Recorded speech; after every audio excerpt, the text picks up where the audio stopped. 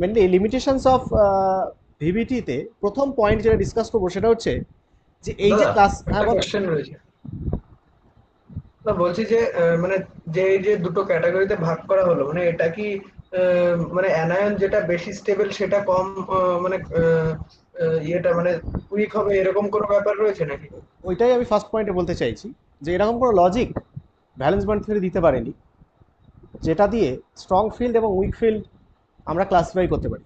মানে আমরা দেখলাম যে বেশ কিছু এক্সাম্পল যেখানে এই ধরনের মানে কার্বনিল বা সায়ানাইড বা ক্লোরাই এই কি বলে নাইট্রোসিল, এই ধরনের লিগ্যান্ডগুলো যখন থাকছে সেখানে দেখা যাচ্ছে যে তারা স্পিন পেয়ারিং করছে। আবার যেখানে দেখছি যে হ্যালাইডগুলো থাকছে বা জল থাকছে সেক্ষেত্রে দেখা যাচ্ছে স্পিন পেয়ারিং হচ্ছে না। তো এই এক্সপেরিমেন্টাল অবজারভেশনের উপর বেস করে লিনাস পাউলিং লিগ্যান্ডগুলোকে দুটো ভাগে ভাগ করে দিয়েছে, যে যারা স্পিন পেয়ারিং করতে পারছে না তাদেরকে উইক লিগ্যান্ড বলছে, যারা স্পিন পেয়ারিং করছে তাদেরকে স্ট্রং লিগ্যান্ড বলছে। বাট কেন তারা স্ট্রং বা কেন তারা উইক, কিভাবে তাদেরকে স্ট্রং বলা হচ্ছে, কেন তারা, কি প্রপার্টি থাকলে তারা স্ট্রং, কি প্রপার্টি থাকলে উইক, এই ব্যাপারটা লিনাস পাউলিং কোনো কিছু বলতে পারেনি। এই যে তুমি যে কোশ্চেনটা করলে, এই কোশ্চেনটাই উত্তর আমরা চাই, যে এই যে স্ট্রং লিগ্যান্ড কেন তারা, উইক লিগ্যান্ড কারা, কেন কেন আমি হ্যালাইটকে উইক লিগ্যান্ড বলবো, তার পিছনে লজিকটা কি, সেটা তুমি বলছো যে অ্যানায়ন হলে হতে পারে, সেটা আমরা জানি না এখনো পর্যন্ত, আমরা সেই উত্তরই খুঁজছি। তো ফার্স্ট লিমিটেশন যেটা সেটা হচ্ছে যে ভ্যালেন্স ব্যান্ড থিওরিতে এর কোনো উত্তর দিতে পারেনি লিনাস পাউলি, যে কেন স্ট্রং ফিল্ড বা কেন উইক ফিল্ড। সে শুধু বলেছে এরা স্ট্রং ফিল্ড কারণ এরা স্পিন পেয়ারিং করছে, এরা উইক ফিল্ড কারণ এরা স্পিন পেয়ারিং করতে পারছে না, তার বেসিসে এরা স্ট্রং ফিল্ড উইক ফিল্ড। কিন্তু কেন স্পিন পেয়ারিং করতে পারছে না বা ওরা কেনই পারছে, এর উত্তর ভিভিটি কোনো কিছু দিতে পারেনি। বোঝা গেল? তো প্রথম লিমিটেশন আমরা যেটা দেখতে পাচ্ছি সেটা হচ্ছে it could not explain the nature of ligand, it could not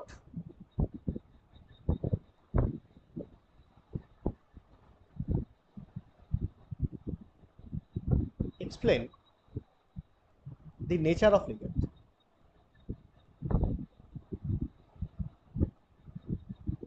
It could not explain the nature of ligands.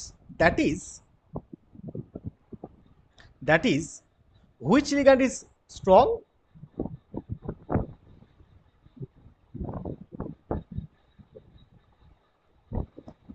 and which one is weak. এইটার কোনো সফিস্টিকেটেড কোনো এক্সপ্লানেশন দিতে পারেনি, সাইন্টিফিক এক্সপ্লানেশন কিছু দিতে পারেনি। এটা হচ্ছে প্রথম লিমিটেশন। সেকেন্ড লিমিটেশন তাহলে কি? এই সেকেন্ড যে লিমিটেশন সেটা অনেকটা একের একের মতোই, মানে এক নম্বর লিমিটেশনের মতোই। এই যে আমরা দেখছি স্ট্রং ফিল্ড লিগ্যান্ড যারা, তারা স্পিন পেয়ারিং করাচ্ছে, স্পিন পেয়ারিং করাচ্ছে কারা, কেবলমাত্র স্ট্রং ফিল্ড লিগ্যান্ড যারা তারা। এখন প্রশ্ন হলো why, why pairing of electrons takes place in presence of strong field ligand, কেন উইক ফিল্ড লিগ্যান্ডরা স্পিন পেয়ারিং করতে পারছে না, এর ব্যাখ্যাও কিন্তু তোমার ভ্যালেন্স বন্ড থিওরি বা লিনাস পাউলিং দিতে পারেনি। তাহলে স্পিন পেয়ারিংটা কেবলমাত্র স্ট্রং ফিল্ড লিগ্যান্ড দ্বারা কেন হচ্ছে, কেন হচ্ছে স্ট্রং ফিল্ড লিগ্যান্ড দ্বারা, উইক ফিল্ড লিগ্যান্ড দ্বারা কেন হচ্ছে না, এটার ব্যাখ্যাও কিন্তু দিতে পারিনি, আমরা এখনো পর্যন্ত এর উত্তর জানি না। তাহলে it could not explain,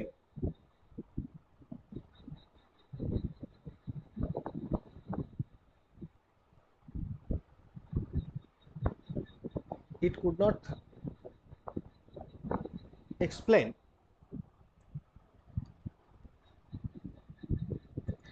why the pairing of electrons, দাদা এক্সপ্লেন ডাবল হয়ে গেছে না? কেটে দাও, electrons occur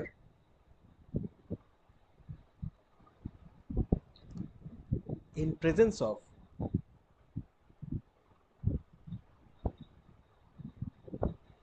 strong field ligand.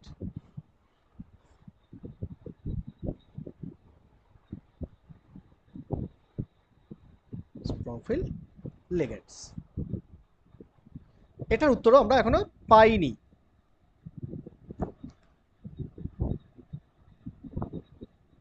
আচ্ছা, থার্ড পয়েন্ট হচ্ছে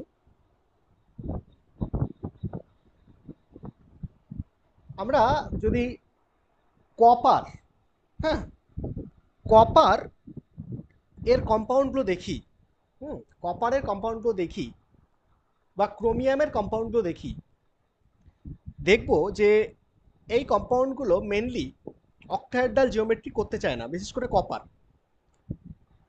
কপার যে জিওমেট্রিটা সবচেয়ে প্রেফার করে সেটা হচ্ছে স্কোয়ার প্ল্যানার। সেটা আমরা যদিও এখান থেকে কোথাও আলোচনা করিনি, কিন্তু আমি তোমাকে বলে রাখছি যে কপারের সবচেয়ে স্টেবল এবং সবচেয়ে ফেভারেবল জিওমেট্রি সেটা হচ্ছে স্কোয়ার প্ল্যানার, নট অক্টাহেড্রাল। কিন্তু আদার যে এলিমেন্টগুলো রয়েছে সেই এলিমেন্টগুলো প্রত্যেকেরই কিন্তু অক্টাহেড্রাল জিওমেট্রি করার ক্ষমতা আছে, কিন্তু কপারের সেই ক্ষমতাটা ভেরি লেস। তাহলে এখন প্রশ্ন হচ্ছে যে কেন কপার, কপার মানে copper two, actually copper two plus, copper two plus square planar complex prefer করে, কেন সে অক্টাহেড্রাল প্রেফার করে না? এটারও উত্তর ভ্যালেন্স বন্ড থিওরি দিতে পারেনি। তাহলে why copper 2 forms square planar complex.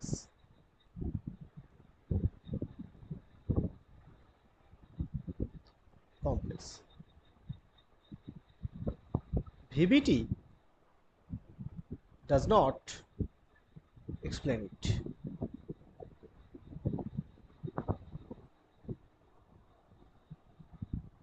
তাহলে তাহলে why copper forms square planar complex, এটা VBT এক্সপ্লেন করতে পারে না। 4 নম্বর হচ্ছে যে কটা কপার এবং ক্রোমিয়ামের যে কম্পাউন্ড, এই কম্পাউন্ডগুলো যদি আমি অক্টাহেড্রাল কম্পাউন্ড দেখি, মানে ধরো কপারের কোনো যদি অক্টাহেড্রাল কম্পাউন্ড আমি দেখি, এ বলছি কি না অক্টাহেড্রাল কম্পাউন্ড খুব একটা তৈরি করতে পারে না, যেটুকু পারে তাতে আমরা দেখব যে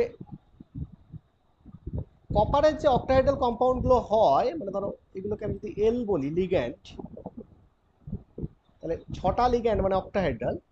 তো কপারের এরকম CuL6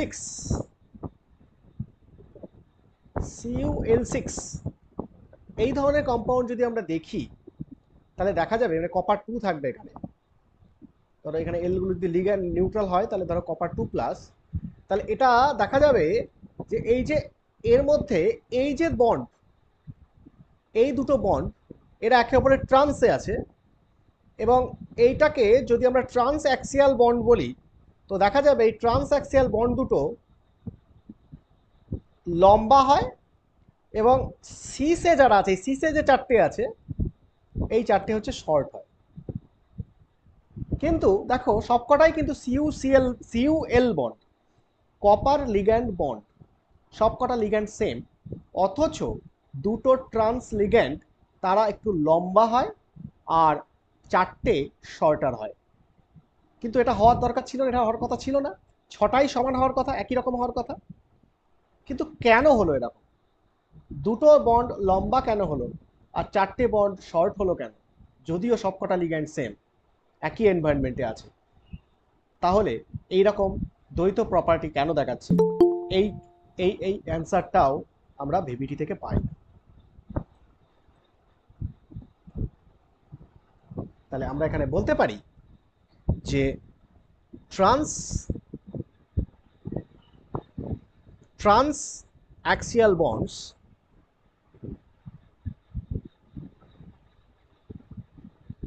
axial bonds are longer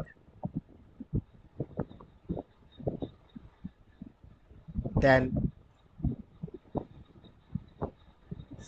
cis bonds in case of copper 2 complex. ঠিক আছে,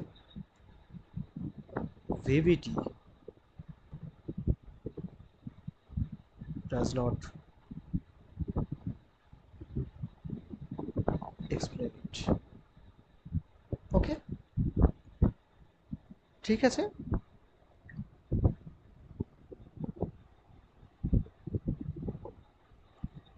লিখেছ?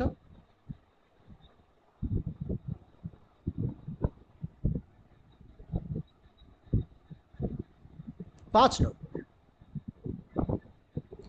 ভ্যালেন্স বন্ড থিওরি কোনো কোঅর্ডিনেশন কম্পাউন্ডের বা কমপ্লেক্সের কালার এবং ইলেকট্রনিক স্পেকট্রা, কোনো কম্পাউন্ডের যে কালারগুলো হয়, মানে যে কোনো দেখবে ট্রানজিশন মেটাল কমপ্লেক্স সবগুলো কালার্ড হয়, ম্যাক্সিমাম কালার্ড। তো এই যে কালার্ড হওয়ার কারণ, কোঅর্ডিনেশন কমপ্লেক্সগুলো কালার হয় কেন, কালার্ড হয় কেন, এই কালার আসার ব্যাখ্যাটা আমরা ভিভিটি থেকে পেতে পারি না।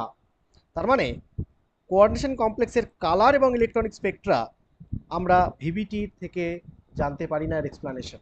তাহলে it could not explain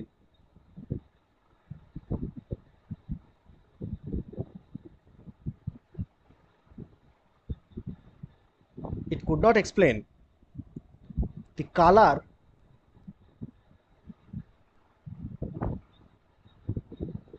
and electronic spectra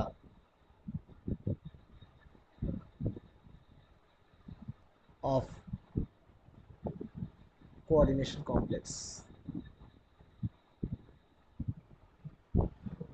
Okay, colour electronic Spectra এই ধরনের কোনো ব্যাখ্যা এরা দিতে পারেনি।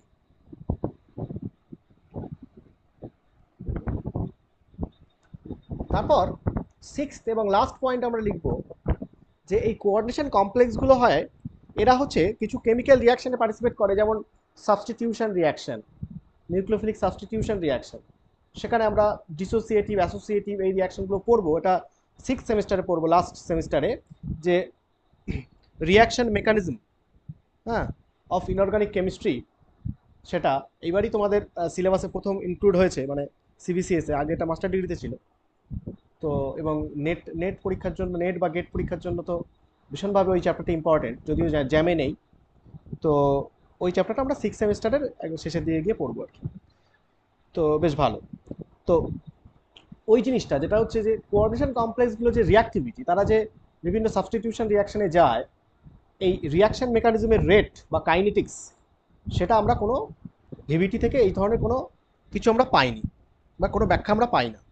তার মানে কোঅর্ডিনেশন কমপ্লেক্সের যে রিয়াকশন রেট বা মেকানিজম, এই ধরনের কোনো ধারণা আমরা ভ্যালেন্স বন্ড থিওরি থেকে পাই না। তো it could not explain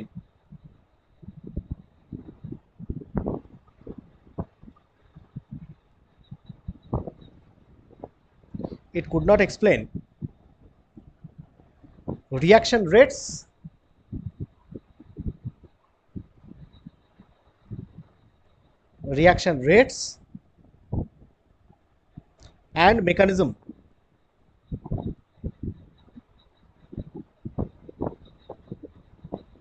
mechanism of reactions of complexes.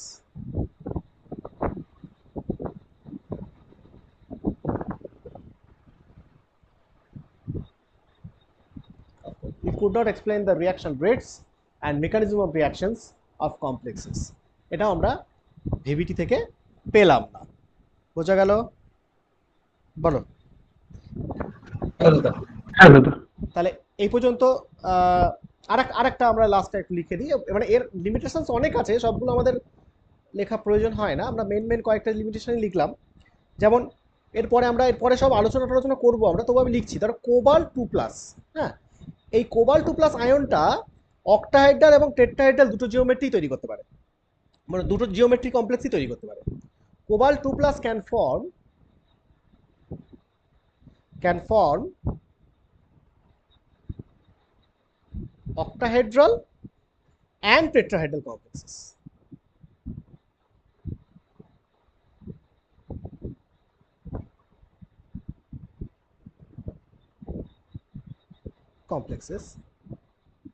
But nickel কোথায় আছে বল? কোবাল্টের পাশেই, তাই তো? তাহলে কোবাল্টের পাশেই যদি থাকে, তাহলে তার প্রপার্টিটাও মোটামুটি কোবাল্টের মতো হওয়া উচিত। কিন্তু কোবাল্টের পাশে যে নিকেলটা আছে সেই নিকেলের ক্যারেক্টার হচ্ছে নিকেল অক্টাহেড্রাল জিওমেট্রি তারা করতে পারে না। But nickel 2 plus cannot form octahedral complex.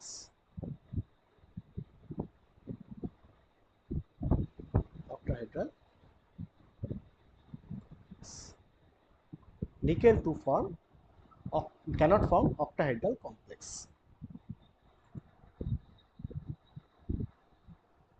DBT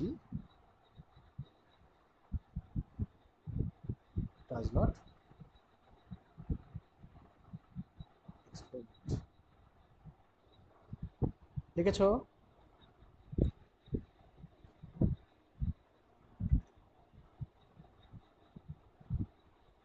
হ্যাঁ দা।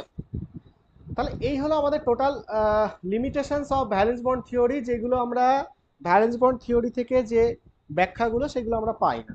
আরও আরও আছে, আরও যেগুলো আমাদের অনেক ডিসকাশন করা যায়, কিন্তু আমাদের প্রয়োজন নেই অত কিছু ডিসকাস করার। যেমন ধরো ম্যাগনেটিক প্রপার্টিস, আমরা আগের দিন ম্যাগনেটিক প্রপার্টিসটা কিসের বেসিসে চেক করছিলাম? Paramagnetic, diamagnetic, electron, unpaired electron. Unpaired electron, unpaired electron. তো আনপেয়ার্ড ইলেকট্রন থাকলে কি বলছিলাম? Paramagnetic, paramagnetic. আর না থাকলে সবই যদি পেয়ার, ডায়াম্যাগনেটিক। ডাইম্যাগনেটিক। তার মানে আমরা এখানে প্যারাম্যাগনেটিজম বা ডায়াম্যাগনেটিজম এটা আমরা বেস করে বলছিলাম যে নাম্বার অফ আনপেয়ার্ড ইলেকট্রনের উপরে। তাই নাম্বার অফ আনপেয়ার্ড ইলেকট্রনের বেস করে বলছিলাম ম্যাগনেটিজম কেমন হবে। যত আনপেয়ার্ড ইলেকট্রন সংখ্যা বাড়বে তত ম্যাগনেটিজম বা প্যারাম্যাগনেটিজম বাড়বে। তাহলে শুধুমাত্র নাম্বার অফ আনপেয়ার্ড ইলেকট্রনের বেসিসেই আমরা প্যারাম্যাগনেটিজম বলছিলাম, কিন্তু ইন রিয়ালিটিতে ম্যাগনেটিজমটা শুধুমাত্র আনপেয়ার্ড ইলেকট্রনের উপর ডিপেন্ড করে না, সেটা টেম্পারেচারের উপরও ডিপেন্ড করে। মানে টেম্পারেচার ডিপেন্ডেন্স ম্যাগনেটিজম, প্যারাম্যাগনেটিজম, এই ব্যাপারটা আছে ইন রিয়ালিটিতে। কিন্তু ভ্যালেন্স বন্ড থিওরি এই টেম্পারেচার ডিপেন্ডেন্স অফ ম্যাগনেটিজম এইটা নিয়ে কোনো কথাবার্তা আমরা আলোচনা করেছি? ওখানে করিনি। সেখানে শুধুমাত্র আমরা প্যারাম্যাগনেটিক বা ডায়াম্যাগনেটিক এইটুকুই বলছিলাম, বা কতটা প্যারাম্যাগনেটিক কতটা ডায়াম্যাগনেটিক সেটা আমরা ওখানে আলোচনা করিনি। এবং এই যে প্যারাম্যাগনেটিজম বা ডায়াম্যাগনেটিজমটা যে টেম্পারেচারের উপরে ডিপেন্ড করে, টেম্পারেচার বাড়ালে কমালে যে প্যারাম্যাগনেটিক ডায়াম্যাগনেটিক প্রপার্টিগুলো বাড়ে কমে, এই ব্যাপারটাও কিন্তু হয় ইন রিয়ালিটিতে। কিন্তু ভিভিটি এটা নিয়ে কোনো কথাবার্তা বলেনি। তো এরকম বেশ কিছু আরও মাইনর কিছু লিমিটেশনস আছে যেগুলো আমাদের দরকার নেই আলোচনা করার। আমরা যখন এর পরের থিওরি পড়বো সেখানে অটোমেটিক্যালি আমাদের সলিউশনগুলো হয়ে যাবে। আচ্ছা, তাহলে মেন যে প্রবলেমগুলো সেগুলো আমরা লিখে নিলাম, এই 7টা পয়েন্টে আমরা লিখে নিয়েছি। এইবার আমাদের কি, আমরা যে কোনো কিছু যখন পড়ি, যেখানে যখন লিমিটেশনস চলে আসে, তখন আমরা কি করি? মানে সায়েন্স কি করে? মানে অন্য একটা থিওরি ডেভেলপ করে। হ্যাঁ, তার মানে তখন সায়েন্স তো থেমে নেই, তার মানে সায়েন্টিস্টরা অল টাইম এটার উপর রিসার্চ করে যাচ্ছে, এগুলোর উপর, যে কোনো একটা ফিল্ডে। তো রিসার্চ করতে করতে যখনই দেখছে তারা একটা লিমিটেশনস পাচ্ছে, এটা ঠিক ব্যাখ্যা করাচ্ছে না, তখন আর এক মহলের বিজ্ঞানী তারা ওটাকে নিয়ে কাজ করতে করতে তারা একটা সলিউশন বার করছে। এইভাবে কিন্তু সায়েন্সটা এগোয়। তো এগোতে এগোতে তাহলে কি হচ্ছে, আলটিমেটলি যেখানে লিমিটেশনস হয়ে যায় কোনো একটা থিওরি, যেমন সেই থিওরি দিয়ে আর ওই জিনিসগুলো ব্যাখ্যা করা যাচ্ছে না, তখন সেই থিওরি নিয়ে আর কাজ করা হয় না। তখন নতুন কোনো কনসেপ্ট আসে, সেই নতুন কনসেপ্ট দিয়ে তখন এই সমস্যাগুলোকে চেক করে দেখা হয় যে আদেও ওই কনসেপ্ট দিয়ে এগুলোকে ব্যাখ্যা করা যাচ্ছে কি যাচ্ছে না। ওকে, সেখানে যদি দেখা যায় যে কিছু সমস্যার সমাধান হতে পারে, তো 7টা পয়েন্টের মধ্যে 4টে পয়েন্ট ঠিক সমাধান হয়ে গেল, আরও 3টে পয়েন্ট সমাধান হলো না, তখন সেটাকে সমাধান করার জন্য আবারও পরের থিওরি আসবে, মানে রিসার্চ হতেই আছে। তো আবার পরের থিওরি এসে সেগুলোকে আবার সমাধান করার চেষ্টা করবে। তো এইভাবে আস্তে আস্তে ডেভেলপ হচ্ছে, আস্তে আস্তে সমস্যাগুলো সমাধান হচ্ছে বা লিমিটেশনসগুলো সলভ হচ্ছে। তো এখন এই যে পরিস্থিতিতে দাঁড়িয়ে আছে, যে ভ্যালেন্স বন্ড থিওরি যে জিনিসগুলো ব্যাখ্যা দিতে পারলো না, এইগুলোকে ব্যাখ্যা দেওয়ার জন্য এরপরে 1929 সালে হ্যান্স বেথে বলে একজন সায়েন্টিস্ট আলোড়ন ফেলে দিয়েছিল একটা নতুন কনসেপ্ট বা নতুন থিওরি এনে মার্কেটে, সেটা হচ্ছে ক্রিস্টাল ফিল্ড থিওরি। এই ক্রিস্টাল ফিল্ড থিওরি তিনি একটা নতুন কনসেপ্টের মাধ্যমে কমপ্লেক্সের বিহেভিয়ারকে ব্যাখ্যা করতে চেষ্টা করেছিলেন, এবং সেইটাতে দেখা গেল যে আমরা ভ্যালেন্স বন্ড থিওরিতে যে জিনিসগুলো ব্যাখ্যা করতে পারছিলাম না, তার প্রায় অনেকটাই এই ক্রিস্টাল ফিল্ড থিওরি নতুন কনসেপ্ট দিয়ে ব্যাখ্যা করা গেল। এবং তার থেকেও বড় কথা হচ্ছে নতুন অনেক কিছু জিনিসপত্র আমরা এখান থেকে পাই, এইখান থেকে আমরা উদ্ধার করতে পেরেছি এই থিওরিটাকে কাজে লাগিয়ে। তো এই জন্য এটা একটা versatile theory, crystal field theory. এই যে আজকে থেকে ক্রিস্টাল ফিল্ড থিওরিটা শুরু হবে, যদি কেমিস্ট্রির সঙ্গে থাকো তাহলে তোমার সারা জীবনে ক্রিস্টাল ফিল্ড থিওরি শেষ হবে না, মানে কখনো এটাকে তোমার ছাড়লে চলবে না। সে তুমি অর্গানিক কেমিস্ট্রি পড়ো আর ফিজিক্যাল কেমিস্ট্রি পড়ো আর ইনঅর্গানিক কেমিস্ট্রি পড়ো, ক্রিস্টাল ফিল্ড থিওরি লাগবেই যদি হায়ার স্টাডিতে তুমি যাও কেমিস্ট্রির সঙ্গে। আর ইনঅর্গানিক কেমিস্ট্রি নিয়ে যদি পড়ো, স্পেশালাইজ করো, তাহলে তো কোনো কথাই নেই, সারা জীবনই তোমার ক্রিস্টাল ফিল্ড থিওরি পড়তে হবে এবং এর কোনো শেষ নেই। ঠিক আছে, এবং এটা মডার্ন সায়েন্সে এটা একটা খুব উল্লেখযোগ্য টপিক এবং উল্লেখযোগ্য সাবজেক্ট। হ্যাঁ, পরবর্তীতে এর উপরে প্রচুর রিসার্চ করে অনেকে। এই মুহূর্তে যারা রিসার্চার আছে তারা ক্রিস্টাল ফিল্ড থিওরির অ্যাডভান্স টপিকের উপর রিসার্চ করছে, ম্যাগনেটিজমের উপরে কেউ করছে, কেউ ক্যাটালিসিসের উপরে করছে, হ্যাঁ এইভাবে কেউ স্পেকট্রার উপরে কাজ করছে। তো এইরকম এইগুলো আপকামিং ডেজগুলোতে এই টপিকগুলো খুব খুব এবং ভালো, এবং মানে এইগুলোর জন্য মানে তোমার কেরিয়ারও খুব ভালো হতে পারে, এই টপিকগুলোর উপরে করে অনেকে। তো আমরা সেটা আজকে শুরু করব এবং খুব ইম্পর্টেন্ট, সবাই সিরিয়াসলি ব্যাপারটাকে বুঝবে। আচ্ছা, ব্যাপারটা হচ্ছে তাহলে আমরা ক্রিস্টাল ফিল্ড থিওরিটা শুরু করছি আজকে।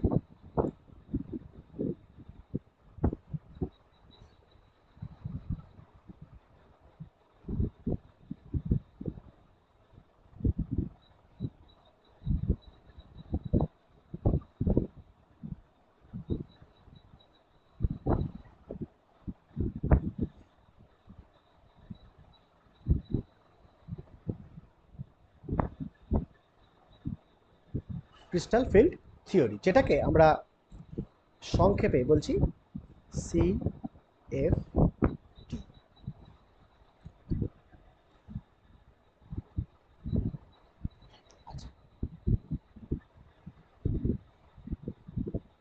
এই ক্রিস্টাল ফিল্ড থিওরির প্রবক্তা বা ক্রিস্টাল ফিল্ড থিওরিটা যার অ্যাকচুয়ালি যার যে বিজ্ঞানীর আবিষ্কার বলতে পারো, সেটাকে বলা হয়, সেই বিজ্ঞানীর নামটা হচ্ছে হ্যান্স বেথে। তিনি 1929 সালে 1929 তিনি এই ক্রিস্টাল ফিল্ড থিওরিটাকে তিনি ডিসকভার করেছিলেন বা তিনি দিয়েছিলেন। আচ্ছা, তো শুরু করা যাক। দেখো, আমরা ক্রিস্টাল ফিল্ড থিওরি অ্যাকচুয়ালি কাদের জন্য পড়বো, কোন ধরনের কম্পাউন্ডের জন্য পড়বো, সেটা যদি জিজ্ঞেস করা হয় তাহলে কাদের জন্য পড়বো? Transition element. ট্রানজিশন এলিমেন্ট কমপ্লেক্সের, ট্রানজিশন এলিমেন্ট কম্পাউন্ড, সেই কম্পাউন্ড যে কম্পাউন্ডের সেন্ট্রাল এলিমেন্টটা হচ্ছে একটা transition metal, that is coordination complex. এইরকম কোঅর্ডিনেশন কমপ্লেক্সের জন্য এই ক্রিস্টাল ফিল্ড থিওরিটা পড়া হবে। এবার আমরা একটু পিছনের থেকে শুরু করি, মানে আমরা যদি একটু অ্যালকালি মেটাল নিয়ে শুরু করি। ধরো অ্যালকালি মেটাল, যে কোনো একটা alkali metal,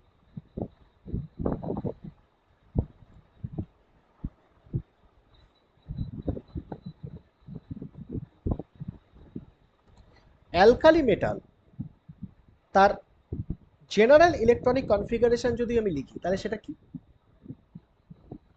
N-1 S2 N-1 P6 আর NS1। ঠিক লিখলাম কিনা? যে N-1 ধরো সোডিয়াম, তাহলে সোডিয়াম হলে কি হবে? সোডিয়াম হবে 2S2 2P6 3S1, তাই তো? 2S2 2P6 3S1, তাহলে ঠিক মিলে যাচ্ছে। 3 হচ্ছে মানে N, তাহলে N-1 2, তাহলে 2S2 2P6 3S1, তাহলে এটা হচ্ছে জেনারেল ইলেকট্রনিক কনফিগারেশন। তো এইটা যদি জেনারেল ইলেকট্রনিক কনফিগারেশন হয় অ্যালকালি মেটালের, তাহলে আমি ভ্যালেন্স সেল কোনটাকে বলবো এর মধ্যে? এই যে তিনটে সেল আছে, তিনটে সেলের মধ্যে ভ্যালেন্স সেল কোনটা, যেটা NS1টা হাইয়েস্ট নাম্বার, মানে এইটাই হচ্ছে তোমার ভ্যালেন্স শেল। এটা হচ্ছে ভ্যালেন্স শেল। আর তার আগে যারা আছে মানে N-1 যারা আছে, এদেরকে আমরা কি বলি? এদেরকে বলা হয় পেনাল্টিমেট শেল বা ইনার শেল।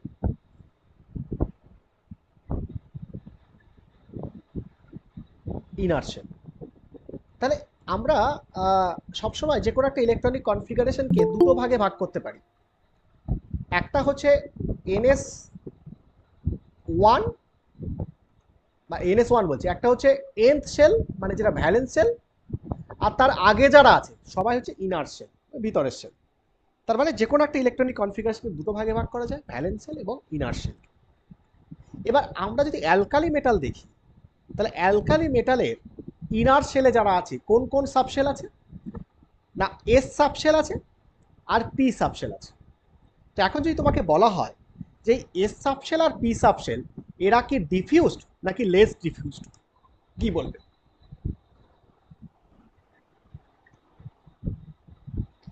এস আর P subshell less diffuse. Less diffused মানে, ডিফিউজড মানে ডিফিউজড হলে কি ক্যারেক্টার, তাদের মধ্যে কি ক্যারেক্টার আছে? ছড়িয়ে থাকা, মানে অনেকটা। হ্যাঁ, অনেকটা জায়গা নিয়ে থাকা, সাইজটা অনেক বেশি হবে। তো এখন তোমাকে যদি বলা হয় যে এস আর পি, তাহলে এস আর পি আমার কি দাঁড়াচ্ছে? Less diffuse. তাহলে লেস ডিফিউজড যদি হয় তাহলে তারা জায়গাটা কম নেয়, এইটা হচ্ছে মোদ্দা কথা। তাহলে ইনার শেলগুলো আছে লেস ডিফিউজড ইনার শেল। এবার দেখো সেটা অ্যালকালিন আর্থ মেটালের ক্ষেত্রেও একই পিকচার হবে, শুধু এখানে এনএসটা 2 হয়ে যাবে। আচ্ছা, এবার ধরো আমি অ্যালকালিন আর্থ মেটালে বলো, অ্যালকালি মেটালের ধরো একটা এক্সাম্পল আমি জানি যে Na, এবার তার একটা কম্পাউন্ড হচ্ছে NaCl, সেখানে Na প্লাস হয়ে থাকে, Clটা Cl মাইনাস হয়ে থাকে, তাহলে এটা একটা অ্যালকালি মেটাল কম্পাউন্ড, তাই তো? এবার এই অ্যালকালি মেটাল কম্পাউন্ডে যখন অ্যালকালি মেটাল কম্পাউন্ডটা তৈরি হয় Na এবং Cl জুড়ে, তো এদের মধ্যে কি ধরনের ইন্টারাকশন আছে? ইন্টারাকশনটা আছে ইলেকট্রোস্ট্যাটিক, কুলম্বিক। হ্যাঁ, বা কুলম্বিক। ইলেকট্রোস্ট্যাটিক কেন? কারণ এটা চার্জ কম্পাউন্ড, চার্জ সিস্টেম। তো চার্জ সিস্টেমের মধ্যে এদের মধ্যে যে ইন্টারাকশনটা আছে সেটা হচ্ছে কুলম্বিক। তো একটা আমরা এবার ইন্টারাকশন আছে কুলম্বিক। এবার ইন্টারাকশনস আর টু টাইপস, একটা হচ্ছে অ্যাট্রাকশন আর একটা হচ্ছে রিপালশন।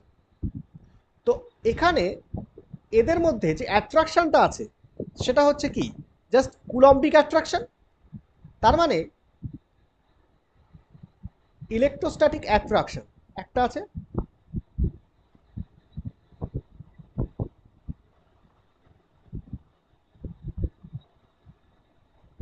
ইলেকট্রোস্ট্যাটিক অ্যাট্রাকশন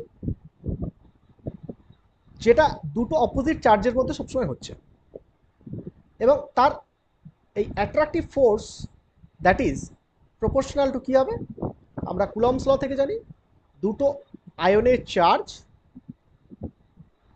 তার গুণফল divide by distance between the two আয়ন, তার স্কোয়ার, সেটা ইনভার্সলি প্রপোর্শনাল। তো এটা আমরা কুলম্বস ল থেকে জানি। সিমিলারলি এই যে অ্যাট্রাকশন ফোর্সটা আছে এর সঙ্গে সঙ্গে আর একটা ফোর্স এদের মধ্যে আছে, কি বলতো? রিপালশন। Repulsive force. সেটা কাদের কাদের মধ্যে রিপালসিভ ফোর্স? দুটো অপোজিট চার্জের মধ্যে আবার রিপালশন হয় নাকি? তাহলে যদি বলে রিপালসিভ ফোর্স আছে, তাহলে কি রিপালসিভ ফোর্স আছে কাদের কাদের মধ্যে, কিসের কিসের মধ্যে? ইলেকট্রন। Electron cloud. তার মানে এখানে যদি একটা সোডিয়াম প্লাস হয় আর এটা যদি Cl মাইনাস হয়, তার মানে এই যে ইলেকট্রনটা তুমি দেখতে পাচ্ছ, এই যে ইলেকট্রনটা তুমি দেখতে পাচ্ছ এরও যে ইলেকট্রন ক্লাউডটা আছে এদের মধ্যে একটা রিপালশন তৈরি হবে। আবার এখানে যে নিউক্লিয়াসটা আছে পজিটিভ, এখানে যে নিউক্লিয়াসটা আছে পজিটিভ, এদের মধ্যেও একটা রিপালশন তৈরি হবে। তার মানে নিউক্লিয়াস নিউক্লিয়াস রিপালশন এবং ইলেকট্রন ক্লাউড রিপালশন। তার ফলে কি করবে, এই NaClটা খুব কাছাকাছি একে অপরকে পেনিট্রেট করতে পারবে না। তাহলে কি হবে, প্রথমে যখন দুটো আয়ন যখন খুব দূরে ছিল তখন তারা একে অপরের কাছাকাছি আসবে, কারণ এটা পজিটিভ এটা নেগেটিভ কুলম্বিক ফোর্সের দরুন। এবার একটা সময় পরে এসে তারা যখন খুব কাছাকাছি চলে আসবে তখন তাদের মধ্যে আবার রিপালসিভ ফোর্স ক্রিয়েট হবে, সেটা হচ্ছে ইলেকট্রন ইলেকট্রন ক্লাউড রিপালশন এবং positive charge nucleus nucleus repulsion. তো এইখানে যখন আলটিমেটলি একটা কম্পাউন্ড তৈরি হয় NaCl, তাই তার মধ্যে আলটিমেটলি দুটো ফোর্সই থাকে। কি কি ফোর্স থাকে? একটা হচ্ছে অ্যাট্রাকটিভ ফোর্স, আর একটা হচ্ছে অ্যাট্রাকটিভ ফোর্সটা হচ্ছে দুটো অপোজিট চার্জের মধ্যে, আর রিপালসিভ ফোর্সটা কি, ইলেকট্রন ক্লাউড বা নিউক্লিয়াস নিউক্লিয়াস রিপালসিভ ফোর্স। তো এখানে আর একটা ফোর্স এখানে আছে, দ্যাট ইজ ইলেকট্রোস্ট্যাটিক রিপালশন বা রিপালসিভ ফোর্স। রিপালসিভ ফোর্স এখানে আছে।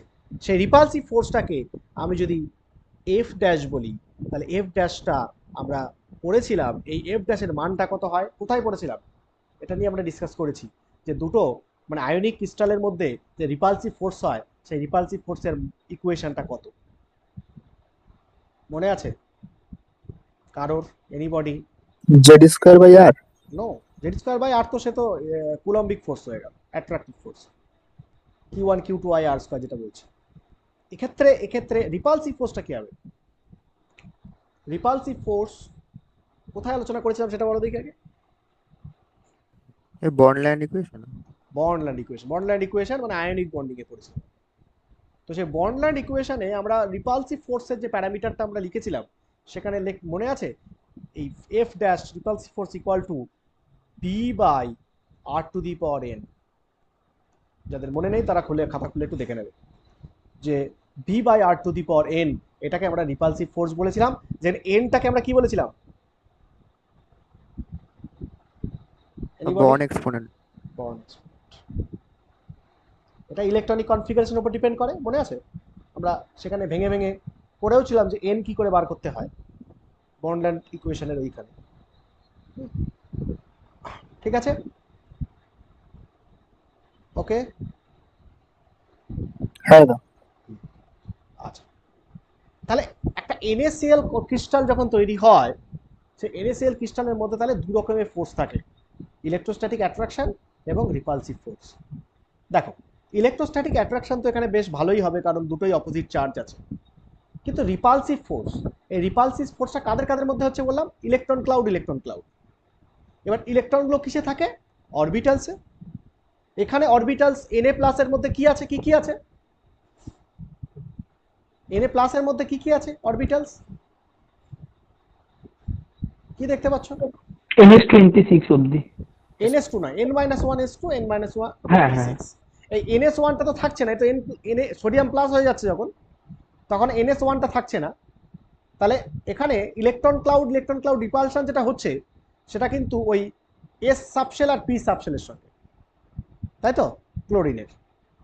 তো এখন বলো, এই যে S সাবশেল আর P সাবশেলকে আমি কি বলেছি, ডিফিউজড আর লেস ডিফিউজড? বেশি ডিফিউজড। হ্যাঁ, লেস ডিফিউজড। Less diffused. যদি লেস ডিফিউজড হয়, তাহলে রিপালসিভ ফোর্সটা এখানে খুব ভালো হবে সোডিয়াম এবং ক্লোরিনের মধ্যে? না, কম হবে। কম হবে। তার মানে এই রিপালসিভ ফোর্সটা মানে অ্যালকালি মেটাল বা সোডিয়ামের জন্য কি হবে? রিপালসিভ ফোর্সটা কম হবে। ওয়াই?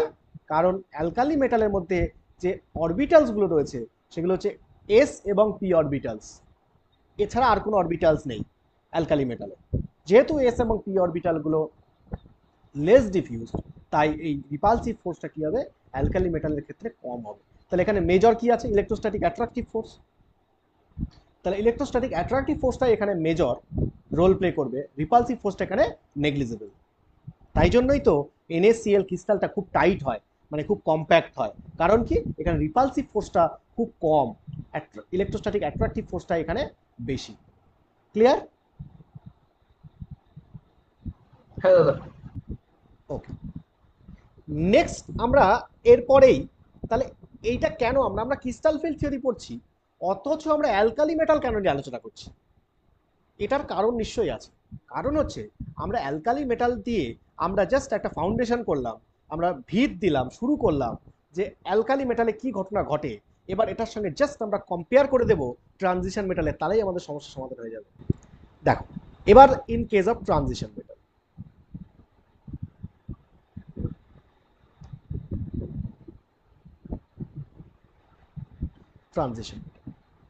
ট্রানজিশন মেটালে যদি ইলেকট্রনিক কনফিগারেশন আমি দেখি, তাহলে কি হয়? ট্রানজিশন মেটালের ভ্যালেন্স ইলেকট্রনিক বা ইলেকট্রনিক কনফিগারেশন যদি বলি, তাহলে দেখবে এর ধরো একটা ফার্স্ট ট্রানজিশন মনে করো, ধরো স্ক্যান্ডিয়ামের ইলেকট্রনিক কনফিগারেশন কি? D1 4s2 3D1 4s2। হ্যাঁ, তাহলে 3D1 4s2, তাহলে ভ্যালেন্স শেলটা কোনটা? 3D1। ভ্যালেন্স সেল হাইয়েস্ট সেলটা কোনটা maximum Forest 2, Forest 4s Forest 2. 4s2 তাহলে দেখো তাহলে n মাইনাস 1d 1 to 10 এইখানে ফিল্ড হয় আর ns 1 থেকে 2 কারণ কারো কারোর ক্ষেত্রে ns 1ও হয় যেমন কপার ক্রোমিয়াম হ্যাঁ হাফ ফিল্ড ফুল ফিল্ডের ক্ষেত্রে আর ns যখন থাকে তার সঙ্গে np থাকবে কিন্তু np তে কোনো ইলেকট্রন থাকবে np 0 এটা তো দেখো মিলিয়ে নাও যে কোনো একটা ট্রানজিশন মেটাল ধরে এটাকে মিলিয়ে নাও ধরো কপারের কনফিগারেশন কি 3d10 Forest 3d10 Forest 1. 4s1 তো মিলছে আচ্ছা তারপর যদি ধরো যদি বলে যে ভ্যানাডিয়াম বলো vanadium 3D3 Forest 2. 3d3 4s2 তাহলে এই হ্যাঁ বলো 3d3 4s2 তাহলে 3d3 4s2 সেটাও এই ক্যাটাগরি মানে এই জেনারেল কনফিগারেশনের মধ্যে পড়ছে তাহলে যে কোনো ট্রানজিশন মেটালের জেনারেল ইলেকট্রনিক কনফিগারেশন হচ্ছে এটা ঠিক আছে এবার দেখো এর যদি বলা হয় ভ্যালেন্স সেল কোনটা তাহলে ভ্যালেন্স সেল কোনটা এখানে NS টা. এটা ভ্যালেন্স সেল আর এইটাকে আমরা কি বলবো Penultimate shell. inner shell. Inner shell. Sorry inner sell তাহলে এটা হচ্ছে ইনার সেল তাহলে একটা হচ্ছে ভ্যালেন্স সেল আর একটা হচ্ছে ইনার সেল এবার ঠিক একই জিনিস আমরা যদি অ্যালকালি মেটালের সঙ্গে কম্পেয়ার করি তাহলে বলো এই অ্যালকালি মেটালে যে ইনার সেল ছিল আর ট্রানজিশন মেটালে যে ইনার সেল আছে এই দুজনের মধ্যে ডিফিউজনেসের কোনো পার্থক্য আছে কিনা হ্যাঁ ওটা স্পেশাল এস আর পি এখানে ডি আছে ডি আছে তাহলে ডি যদি থাকে তাহলে এটাকে আমরা ডিফিউজড বলতে পারি কি পারি হ্যাঁ determine হ্যাঁ, করতে পারি, পারি। পারি। হ্যাঁ তাহলে বেশি এটা- ডিফিউজড তাহলে এটা হচ্ছে মোর ডিফিউজড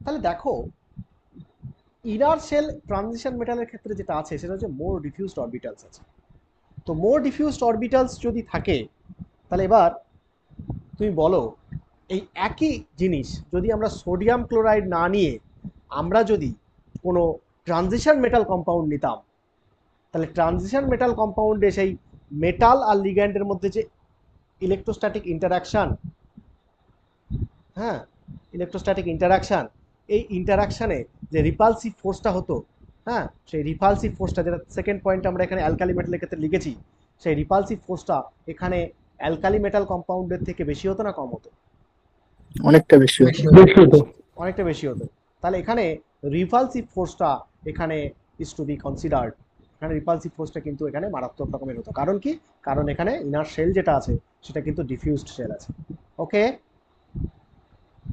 হ্যাঁ হ্যাঁ এখানে রিপালসিভ ফোর্স তারপরে রিপালসিভ ফোর্সটা কার মধ্যে হচ্ছে কার মধ্যে ওই তো electron cloud metal ligand repulsive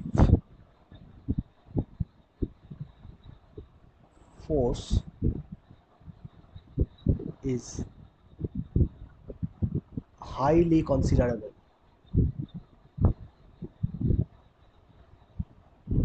তাই তো বোঝা গেছে এই জায়গাটা হ্যাঁ দাদা হ্যাঁ কারোর কোনো ডাউট থাকলে সঙ্গে সঙ্গে বলবে কারণ এই ফাউন্ডেশন এটা একটা বিরাট সাবজেক্ট তার ভিত তৈরি হচ্ছে এবার ভিত যেন নড়বড়ে না হয় তাহলে কিন্তু পরে আর বুঝতে পারবে না কিছু আচ্ছা তাহলে এখানে হচ্ছে metal ligand repulsive force is highly considerable in case of transition metal compounds আচ্ছা এবার এটা তো গেল তার মানে এখানে মেটাল টু লিগ্যান্ড রিপালশন ফোর্সটা আমাদের এখানে ভালোভাবে কনসিডার করতে হবে এবং এটার উপরেই পুরো জিনিসটা ক্রিস্টাল ফিল্ড থিওরিটা দাঁড়িয়ে রয়েছে তো আমরা এখানে প্রথমে জাজ করে নিলাম যে হ্যাঁ মেটাল কমপ্লেক্সের মধ্যে মেটাল লিগ্যান্ড রিপালসিভ ফোর্সটা কিন্তু বেশ মারাত্মক হবে তো এটার উপরে অনেক কিছুই ডিপেন্ড করবে তো এবার আমরা যেটা দেখে নেবো সেটা হচ্ছে মেটাল লিগ্যান্ডের মধ্যে যে রিপালসিভ ফোর্স হবে সেটা মূলত লিগ্যান্ড অরবিটালের সঙ্গে মেটালের কোন অরবিটালের ইনার ইনার, সেই ইনার অরবিটালটা কি আছে এখানে? ডি। ডি।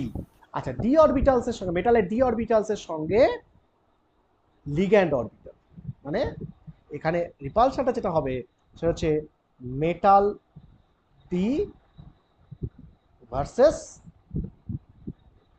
Ligand orbital. হ্যাঁ, লিগ্যান্ডের জেনারেলি লিগ্যান্ডের হাইব্রিড অরবিটাল, তো এটার রিপালশন হবে। এবার লিগ্যান্ড তো বিভিন্ন রকম হতে পারে, সেটা নিয়ে আমরা পরে আলোচনা করব যে লিগ্যান্ডের উপর কিভাবে রিপালশনটা ডিপেন্ড করে। আমরা ফার্স্ট শুরু করছি মেটাল, শুধুমাত্র মেটাল। মেটালের ডি এর সঙ্গে লিগ্যান্ডের এনি অরবিটাল। এবার মেটালের ডি অরবিটালের সঙ্গে যে রিপালশনটা হবে, মেটালের ডি তো আবার অনেক রকমের। মেটালের ডি ক রকমের? দু রকম। টোটাল কটা অরবিটাল আছে মেটাল ডিতে, মানে ডি অরবিটাল? 5টা। 5টা। তাহলে 5টা। 5টা ডি অরবিটাল আমরা আছে জানি, কি কি? D X Y, D X Z, D Y DYZ, Z, D X two Y two and D Z. DX square। X square Y square নয়, D X two Y two and D Z. Okay, তাহলে এই 5টা orbital আছে আমাদের। এবার এই 5টা অরবিটালকে, 5টা ডি অরবিটালকে আমরা দুভাগে ভাগ করতে পারি, তাই তো? আমরা পরে এটা আলোচনা করছি দুভাগে কিভাবে। আর এস অরবিটাল কত ধরনের আছে? এস অরবিটাল এক ধরনের। এক ধরনের। এক ধরনের আছে। এসটা একটাই হচ্ছে স্ফেরিক্যাল, একটাই। আর পি কত ধরনের আছে? কটা অরবিটাল আছে পি? 3 ধরনের। না, পি তিনটে। পি তিনটে। কটা ও অরবিটাল? কত ধরনের? হ্যাঁ, হ্যাঁ, কটা তিনটে। অরবিটাল? তিনটে। তিনটে। P x, p y, p z. Pi p z. হ্যাঁ, আচ্ছা। এবার দেখ, তাহলে এখানে আমরা যে রিপালশনটা আমরা যদি দেখতে চাই, তাহলে আমরা মূলত এখানে এসপি এর সঙ্গে সঙ্গে ডিও দেখব। তার মানে ট্রানজিশন মেটালে এসপি তো আছেই ইনার ইনার শেলে, তার সঙ্গে ডিও আছে, মানে ইনার মানে এর আগে এসপি আছে, তো এসপি আছে তার সঙ্গে ডিও আছে। কিন্তু যখন অ্যালকালি মেটাল করছিলাম শুধুমাত্র এস আর পি ছিল। তো এখন রিপালশন লিগ্যান্ডের সঙ্গে মেটালে যে রিপালশনটা হবে, সেটা মেটাল ডি এর সঙ্গে তো মেজর হবে, এর সঙ্গে এস পিও হবে, মেটালের এসপি অরবিটালের সঙ্গেও হবে। এবার মেটালের এস অরবিটাল পি অরবিটাল যদি আমি দেখি, যদি আমি প্রথমে আলোচনা করি এস অরবিটাল, তো এস অরবিটাল দেখতে কেমন? স্ফেরিক্যাল। স্ফেরিক্যাল। স্ফেরিক্যাল, তাহলে এটা হচ্ছে সেন্টার।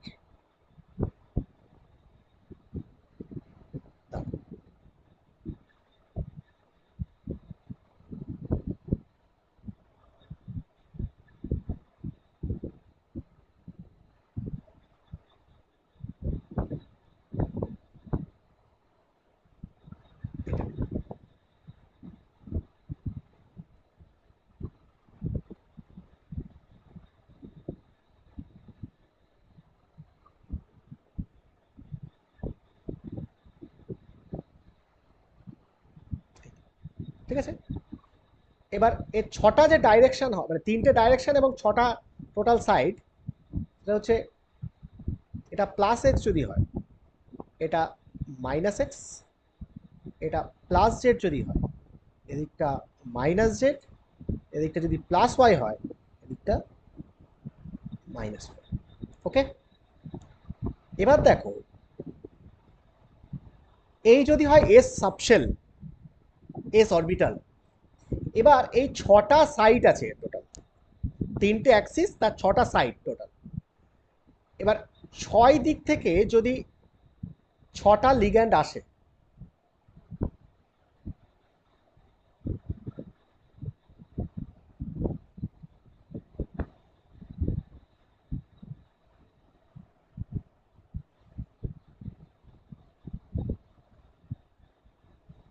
মানে চারিদিক থেকে যদি লিগ্যান্ড আসে, তাহলে এই এস অরবিটালের কি হবে? এস অরবিটালের সঙ্গে ওই লিগ্যান্ডের একটা রিপালশন হবে। এবার বলো যে 6 দিক থেকে যে 6টা লিগ্যান্ড আসবে, 6টা লিগ্যান্ড কি করছে? এস অরবিটালের সঙ্গে রিপালশন করবে। যেটা এক্স ডাইরেকশনে আসছে, সে এই প্লাস এক্স এর এই দিকটা, এই লোকটার সঙ্গে, এই দিকটার সঙ্গে রিপালশন করবে। যে মাইনাস এক্স এর দিক থেকে আসছে, সে এই জায়গাটা রিপালশন শুরু করবে। যে এদিক থেকে আসছে সে এখানে রিপালশন করবে, যে এদিক থেকে আসছে সে এখানে রিপালশন করবে, যে এখানে রিপালশন করছে সেখানে, যে এদিক থেকে আসবে সে এখানে রিপালশন করবে। বলো যদি বলা হয় তোমাকে এখন প্রশ্ন করা হয় যে কোন এলটা বেশি রিপালশন তৈরি করবে, তুমি কি বলবে? সব সমান তো, ওয়াই জেড। হ্যাঁ, সব তো সমান তো। সবই তো সমান করছে। সবই সমান। কারণ কি, একটা যদি ফুটবল হয়, ফুটবলে যদি বলা হয় কোন দিকটা বেশি প্রেস করলে বেশি ওটা ডিস্টর্টেড হয়ে যাবে, তাহলে তুমি কি বলবে? সব জায়গায় প্রবাবিলিটি সমান। সব জায়গায় প্রবাবিলিটি সমান। মানে একটা স্ফেরিক্যাল যখন শেপ, সেখানে তুমি একটা পার্টিকুলার তার যদি ডাইরেকশন নেই, তাহলে এখানে তুমি যে কোনো লিগ্যান্ড যে কোনো ডাইরেকশন থেকে যদি আসে তাহলে সবাই সমান রিপালশন ফিল করবে, ঠিক কি না? ঠিক তো? হ্যাঁ দাদা। ওকে, তার মানে এখানে 6টা লিগ্যান্ডই সেম রিপালশন তৈরি করবে, তাহলে এটা এস অরবিটালের জন্য হয়ে গেল।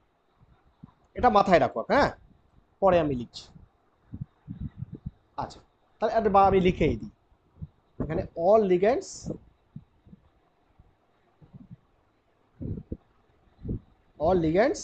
suffer same repulsion. All ligands suffer same repulsions. আচ্ছা, এবার চলে এসো পি। পি তে কি আছে?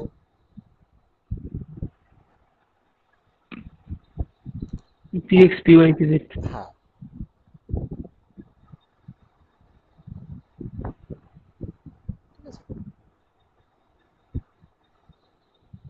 এই যদি হয় তাহলে এখন আমি যদি এর মধ্যে পি এক্স, ধর এটাকে আমি একই রকম ভাবে এটাকে আমি বলছি, এদিকটাকে আমি বলছি প্লাস এক্স,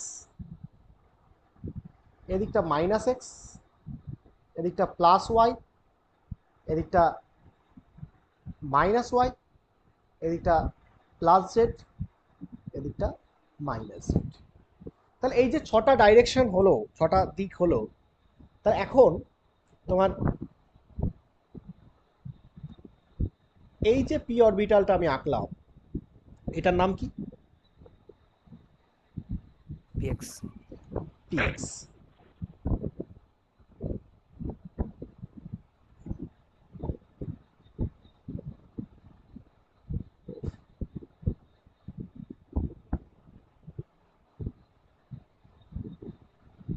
এটা কি হয়ে গেল? P y.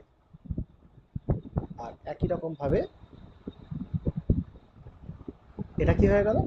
P Z. তাহলে এখন তোমাকে যদি 6টা লিগ্যান্ড প্লেস করা হয় এখানে, 6টা লিগ্যান্ড যদি প্লেস করা হয়, একটা হচ্ছে এক্স প্লাস এক্স ডাইরেকশন থেকে একটা লিগ্যান্ড আসছে, মাইনাস এক্স থেকে একটা লিগ্যান্ড আসছে, আচ্ছা প্লাস ওয়াই থেকে একটা লিগ্যান্ড আসছে, মাইনাস ওয়াই থেকে একটা লিগ্যান্ড আসছে, প্লাস জেড থেকে একটা লিগ্যান্ড আসছে, মাইনাস জেড থেকে একটা লিগ্যান্ড আসছে। তাহলে এখন বলো এক্ষেত্রে কোন লিগ্যান্ডটা বেশি রিপালশন সাফার করবে? এখানেও তো সেম হবে। সমান হবে তো সবটা।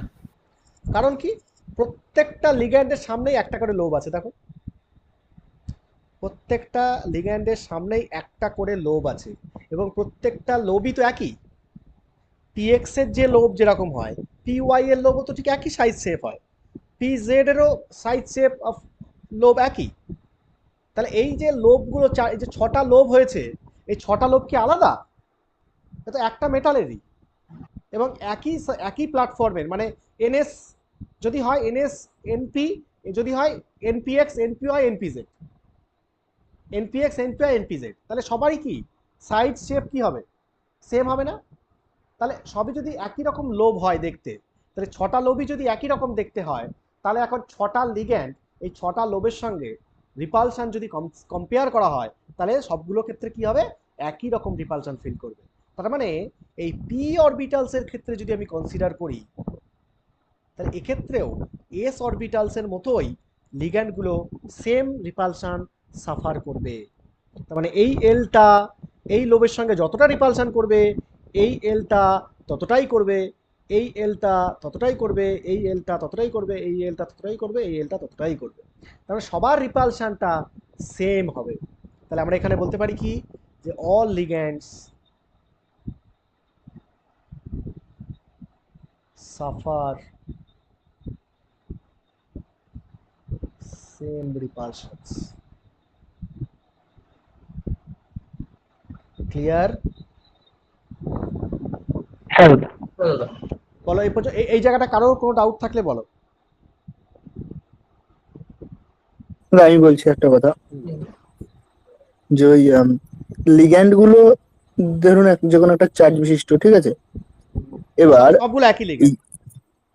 হ্যাঁ, সবকটা এক লিগ্যান্ড। হুম। ধরুন ক্লোরিন। হুম। এবার এই যে এক্স পিএক্স বরাবর যেটা আছে, পিএক্স এর তো এই প্লাস এক্স এ ধরুন একটা ইলেকট্রনের একটা ডিরেকশন, আর ওই এতে ধরুন মাইনাস ইলেকট্রন, আর এটা হচ্ছে প্লাস।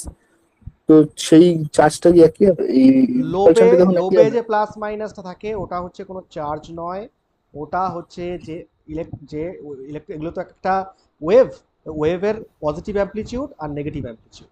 ডিরেকশন আর কি। জাস্ট এটা জাস্ট পজিটিভ অ্যামপ্লিটিউড এবং নেগেটিভ অ্যামপ্লিটিউড। ইলেকট্রন ডেনসিটি দু জায়গায় same, positive lobe negative lobe. এটা কিন্তু চার্জ না, এটা আমরা এমোতে যখন পড়েছিলাম বলেছিলাম।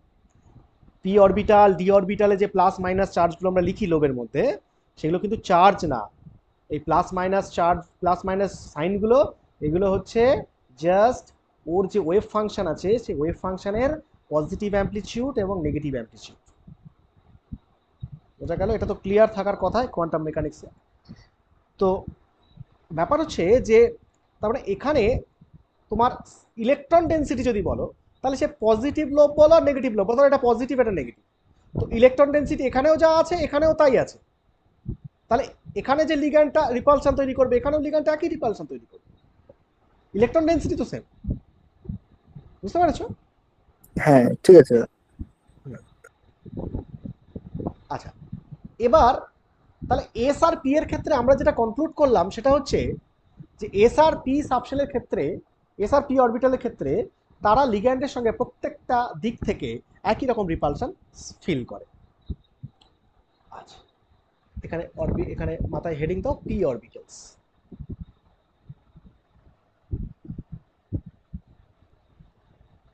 আচ্ছা, নেক্সট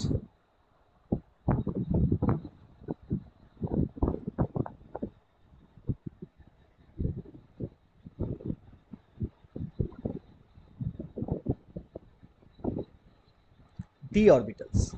এবার মেটালের ডি অরবিটালস সেটা নিয়ে আলোচনা করা হবে। আচ্ছা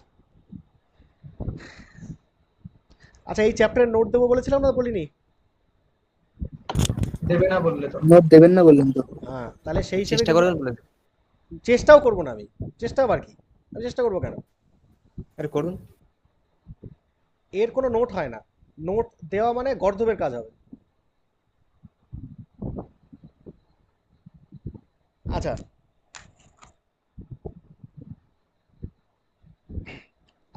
মনে রাখবে আমি যেটা করব সেটা তোমার ভালোর জন্যই করব, খারাপের জন্য করব না। তাই এটা করুন, নোট দিন, বেশি বুঝতে যাবে না। বুঝতে পেরেছো? যেটা বলবো সেটা শুনবে চুপচাপ। নোট দিলে তো নোট করে দেওয়াই যায়, দেখতে খুব সুন্দর লাগবে, কিন্তু তাতে করে আলটিমেটলি তোমারই ক্ষতি হবে। তুমি ওই নোটের মধ্যে সীমাবদ্ধ থাকবে, কিছুই শিখবে না। আচ্ছা, দেখো দেখো ডি অরবিটালস যেটা, সেই ডি অরবিটালসের ক্ষেত্রে আমরা 5টা অরবিটালস ডি এর জানি। তাহলে 5টা ডি অরবিটালস যদি হয়, তাহলে 5টা ডি অরবিটালসের যদি বলি যে এটা ক টাইপের, তো আমরা 5টা ডি অরবিটালকে জাস্ট দুটো ভাগে ভাগ করতে পারি। টু টাইপস অফ বা টু সেটস অফ অরবিটালস বলতে পারি। তো কি সেটা? তো আমরা দেখব। তাহলে আমরা প্রথমে লিখছি in case of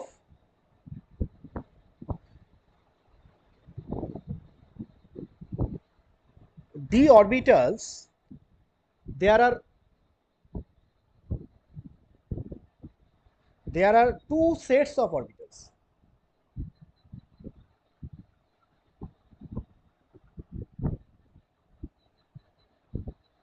Two sets of orbitals. দেখ, টোটাল 5টা, তাকে দুটো ভাগে ভাগ করতে হবে। একটা ভাগ হচ্ছে সেখানে থাকে dxy, dxz আর dyz। এই তিনটে হচ্ছে একটা সেট অফ অরবিটালস। তাহলে বাকি থাকলো কটা অরবিটালস? বাকি থাকলো দুটো অরবিটালস, একটা হচ্ছে dx2y2 আর আরেকটা হচ্ছে dz। এটাকে অনেকে এক্স স্কোয়ার ওয়াই স্কোয়ার বলে, আজকে থেকে ভুলে যাবে। এই এক্স স্কোয়ার ওয়াই স্কোয়ার বলে এর কোনো কথা নাই, এটা হচ্ছে x2y2, এটা z। আচ্ছা, তাহলে dxy dxz dyz একটা হয়ে গেল, একটা সেট অফ অরবিটালস হয়ে গেল।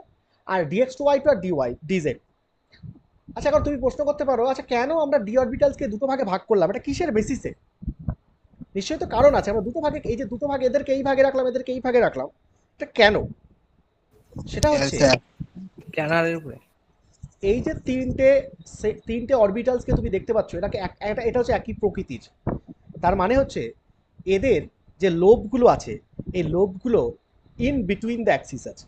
মানে এক্স ওয়াই যে অ্যাক্সিসটা হয়, এক্স ওয়াই জেড, এই যে তিনটে অ্যাক্সিস হয়, এই অ্যাক্সিস বরাবর নয়, এরা হচ্ছে ইন বিটুইন দ্য অ্যাক্সিস, মানে দুটো অ্যাক্সিসের মাঝ বরাবর এদের লোবগুলো থাকে।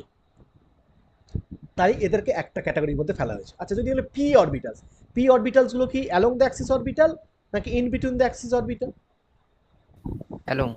অ্যালং। কারণ কি? দেখো লোবগুলো দেখো অ্যাক্সিস বরাবর আছে, প্রত্যেকটা লোব অ্যাক্সিস বরাবর আছে। তাহলে এগুলো পি অরবিটালস গুলো হচ্ছে অ্যাক্সিস বরাবর, মানে অ্যালং দ্য অ্যাক্সিস অরবিটালস। কিন্তু এই যে ডিএক্সওয়াই ডিএক্সজেড এবং ডিওয়াইজেড, এই তিনটে অরবিটালসকে বলা হয় in between the axis orbitals.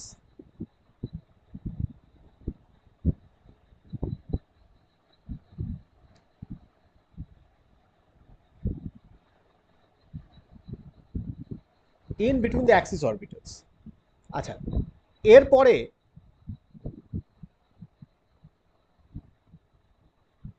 dx2y2 R dz2, এই অরবিটালসটা হচ্ছে অ্যালং দি অ্যাক্সিস অরবিটালস।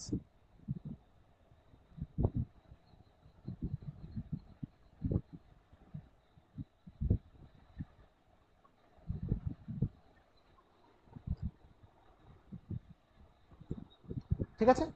তাহলে দুটো সেটস অফ অরবিটালস আমরা আলোচনা করলাম, যেটাকে একটা ভাগে রাখলাম in between the axis orbitals, আর একটা ভাগে রাখলাম হচ্ছে along the axis orbitals. Okay, লিখে নিয়েছো? হ্যাঁ দাদা। আচ্ছা, আমরা প্রথমে ডিসকাস করে নেব in between the axis orbitals.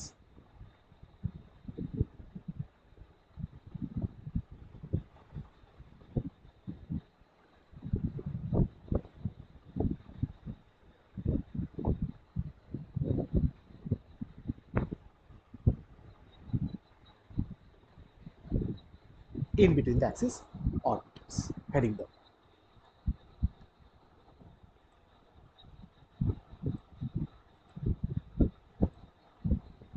দেখেছো? হ্যাঁ দাদা। আচ্ছা, ইন বিটুইন দ্য অ্যাক্সিস কারা পড়ছে তার মধ্যে? ডিএক্সওয়াই, ডিএক্সজেড এবং ডিওয়াইজেড। ভালো করে দেখবে, যারা ছবিটা আঁকতে পারো না এখনো পর্যন্ত তারা দেখে নাও। অনেকেই পারে, কারণ এগুলো মাধ্যমিক এইচএস এর জিনিস। তবু আমরা ছবিগুলো একটু ভালো করে দেখে নাও, এই ছবিগুলো বুঝতে হবে ঠিকঠাক করে। আমরা একদম জিরো লেভেল থেকে শুরু করেছি, সুতরাং টেনশন করার কোনো কারণ নেই। খুব ভালোভাবে যদি ক্লাসগুলো করো তাহলে সিএফটির মাস্টার হয়ে যাবে। আর বলেই দিয়েছি, যে কোনো কম্পিটিটিভ এক্সামে সিএফটি তোমাকে বাঁচাবে।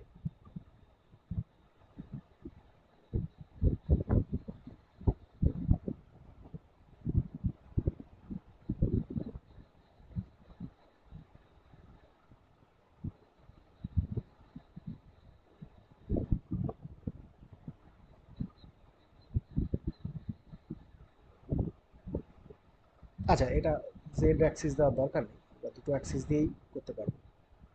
আচ্ছা দেখো, আমরা দুটো অ্যাক্সিস টানলাম। এই দিকটা আমরা বলছি প্লাস এক্স এক্স অ্যাক্সিস, এইটাকে আমরা বলছি ওয়াই অ্যাক্সিস। আচ্ছা, এবার আমরা কাদেরকে আঁকবো? In between the axis orbitals. মানে ডি অরবিটালসের চারটে লোব আমরা জানি। এই চারটে লোব কোথায় থাকবে না, এই যে চারটে দাগ কেটেছি আমরা, মানে এদিকে একটা, এদিকে একটা, এদিকে একটা, এদিকে একটা, এই চারটে দাগের মাঝ বরাবর থাকবে। মানে লোবগুলো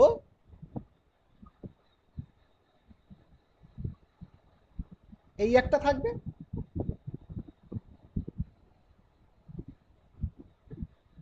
এই একটা। তাহলে দেখো এই লোবগুলো কি অ্যালং দ্য অ্যাক্সিস আছে? না। নেই। আচ্ছা বুঝতে পারছো তো অ্যালং দ্য অ্যাক্সিস মানেটা কি? অ্যালং দ্য অ্যাক্সিস মানে লোবগুলো ঠিক যদি এই রকম যায়, এই রকম, এইটা হচ্ছে অ্যালং দ্য অ্যাক্সিস। কিন্তু আমরা কি দেখতে পাচ্ছি? আমরা দেখতে পাচ্ছি ইন বিটুইন দ্য অ্যাক্সিস, দুটো অ্যাক্সিসের মাঝ বরাবর আছে 45 ডিগ্রিতে। তো এটাকে বলা হবে ইন বিটুইন দ্য অ্যাক্সিস।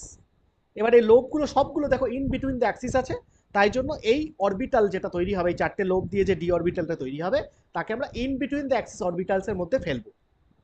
এবার এদের সাইনগুলো কি হয়? আমরা সবাই জানি সাইনগুলো হয় কি? সাইনগুলো হয় অপোজিট। তার মানে এখানে যদি প্লাস হয় তাহলে এইখানে প্লাস হবে, এইখানে যদি মাইনাস হয় তাহলে এখানে মাইনাস হবে। তার মানে ডি অরবিটালসের ক্ষেত্রে অপোজিট লোবস আর সেম সাইন। এবার যদি আমরা এই ইন বিটুইন দ্য অ্যাক্সিসের যে ছবিটা আঁকলাম, এই পার্টিকুলার ছবিটাকে বলে নোটেশনটা কি হবে? মানে dxy, dxz, dyz কোনটা হবে? এই তিনজনের মধ্যে যে কোনো একজন হবে, dxy হবে। dxy হবে। মনে রাখবে ইন বিটুইন দ্য অ্যাক্সিস, এই লোবটা যে দুটো অ্যাক্সিসের মাঝ বরাবর গিয়েছে, সেই দুটো অ্যাক্সিসের যে xyz যেটা হবে সেইটার নাম অনুসারে হবে। তার মানে ডি এবার কার দুটোর মাঝখানে আছে? এক্স আর ওয়াই এর মাঝ বরাবর আছে, তাই জন্য এর নাম হবে এক্স ওয়াই, dxy। ওকে, লিখেছো?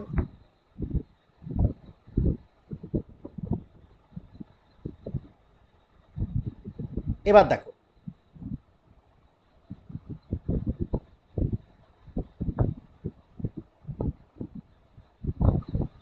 আমরা কি করলাম, এবার এই ওয়াইটাকে চেঞ্জ করে দিলাম।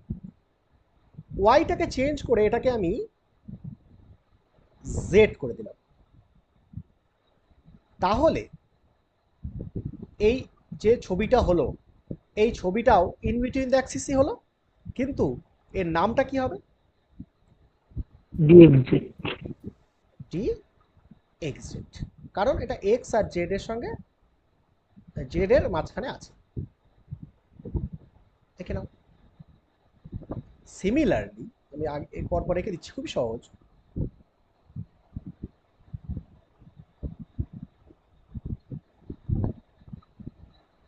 যদি আমি এক্সটাকে চেঞ্জ করে, এই সরি,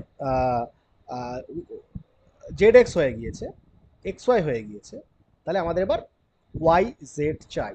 তাহলে আমি যদি এটাকে চেঞ্জ করে যদি আমি ওয়াই আর জেড করে দিই, তাহলে এটার নাম কি হবে?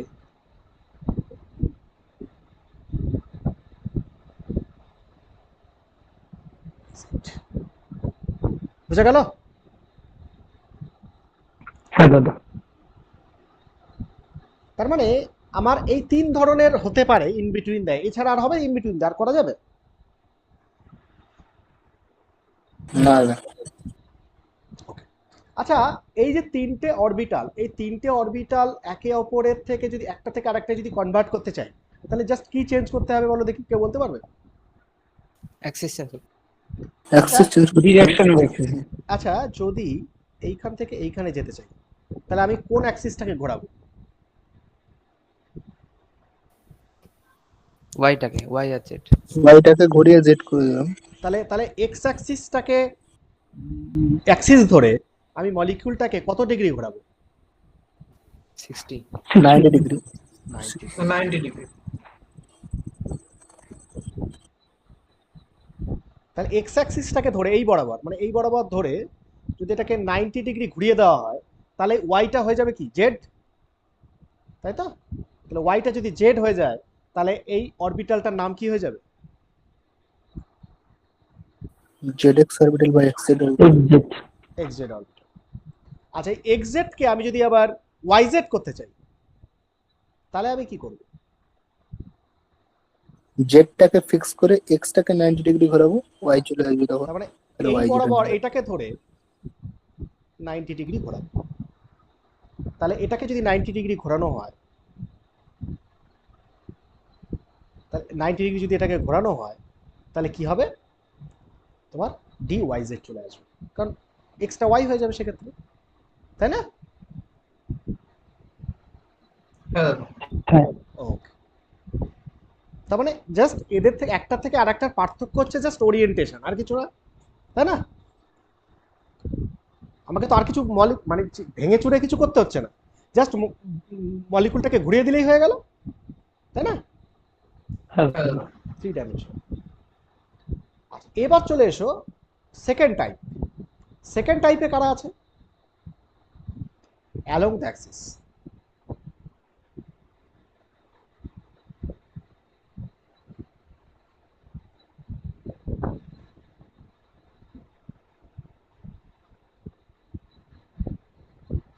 Along the axis orbitals. আচ্ছা, অ্যালং দ্য অ্যাক্সিস অরবিটালস এর মধ্যে তাহলে কারা কারা পড়ছে, কে কে পড়ছে? দুটো, কি কি বলো? dx2y2 আর dz2। dx2y2 আর dz। আচ্ছা, এবার আমি তাহলে প্রথমে ছবিটা আঁকবো হচ্ছে dx2y।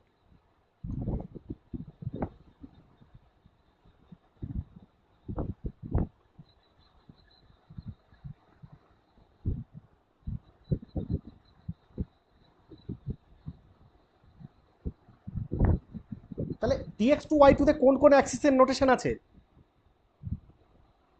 এক্স আর ওয়াই। এক্স আর ওয়াই। আচ্ছা, তাহলে আমি এটাকে এক্স অ্যাক্সিস বলছি, এটাকে ওয়াই অ্যাক্সিস বলছি। এবার আমরা এটার নাম কি দিয়েছি? Along the axis orbitals. তাহলে লোকগুলো কোন বরাবর থাকবে? অ্যাক্সিসের উপর থাকবে। এর উপর। অ্যাক্সিসের উপর থাকবে। তাহলে অ্যাক্সিসের উপরে যদি থাকে তাহলে তার ছবিটা আমরা এই একটা আঁকবো, আর একটা হচ্ছে এই, ঠিক না?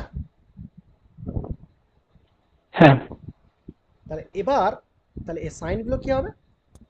ধরো এটা যদি প্লাস হয় এটা প্লাস, এটা যদি মাইনাস হয় এটা মাইনাস, ঠিক তো? তাহলে এটার নাম কি হবে? dx2। ওকে, হ্যাঁ আচ্ছা আচ্ছা, dx2y2 যদি হয় তাহলে আর কি কি হতে পারে এরকম টাইপের? ডিএক্স টু জেড টু হতে পারতো, dy to Z two y2 z2 হতে পারতো, হতে পারতো মানে হবে, হতে পারতো নয়, তুমি চ্যালেঞ্জ করতে হবে, হ্যাঁ এটা হয়েছে মানে আরেকটু হতে হবে। আচ্ছা, তাহলে সেটা কি আমরা এঁকে নিই। হ্যাঁ, মানে আমরা যদি এই dx2y2 বদলে আমরা যদি এই অ্যাক্সিসটাকে জাস্ট চেঞ্জ করতাম, যেমন আগেরটার ক্ষেত্রে আমরা করেছি, ঠিক তেমনি আমরা কি কি পেতাম? এক্সটাকে ফিক্সড রেখে ওয়াইটা ঘোরালে তাহলে এক্স টু জেড টু পেতাম। হ্যাঁ, তাহলে আমরা দুটো জিনিস আমরা এখন আঁকতে পারতাম, সেটা হচ্ছে কি না, একটা হচ্ছে আমি যদি এই ওয়াইটাকে চেঞ্জ করে দিয়ে আমি এটা যদি জেড করে দিতাম, তাই তো? তাহলে এটার নাম কি হয়ে যেত? X two Z two. X two z. আচ্ছা, সিমিলারলি যদি এইখানে আমরা জেড এক্সটাকে চেঞ্জ করে আমরা যদি জেড করে দিতাম তাহলে এটার নাম কি হয়ে যেত? y2 z2 তার নাম হয়ে যেত y two z. Y two z, তাহলে এই দুটো হতো, ঠিক আছে? আচ্ছা, বা দাঁড়াও একটু তোমরা দাঁড়াও, এটা আমরা জেডটাকে আমরা একই বরাবর রাখি, হ্যাঁ একই তো ব্যাপার, আমরা জাস্ট এক্স ওয়াই আর জেড রাখবো, কিন্তু আমরা এইটাকে ওয়াই বলছি, এটাকে জেড করে দিই, আমার সুবিধা হবে, দেখবে একটু। এইটাকে আমি জেড বলছি কারণ এটাকে আমি দুটোই আমি একই লাইনে রাখতে চাইছি, আর এটাকে আমি ওয়াই বলছি। তাহলে আমার এখানে নামটা কি হয়ে যাচ্ছে? Y two z.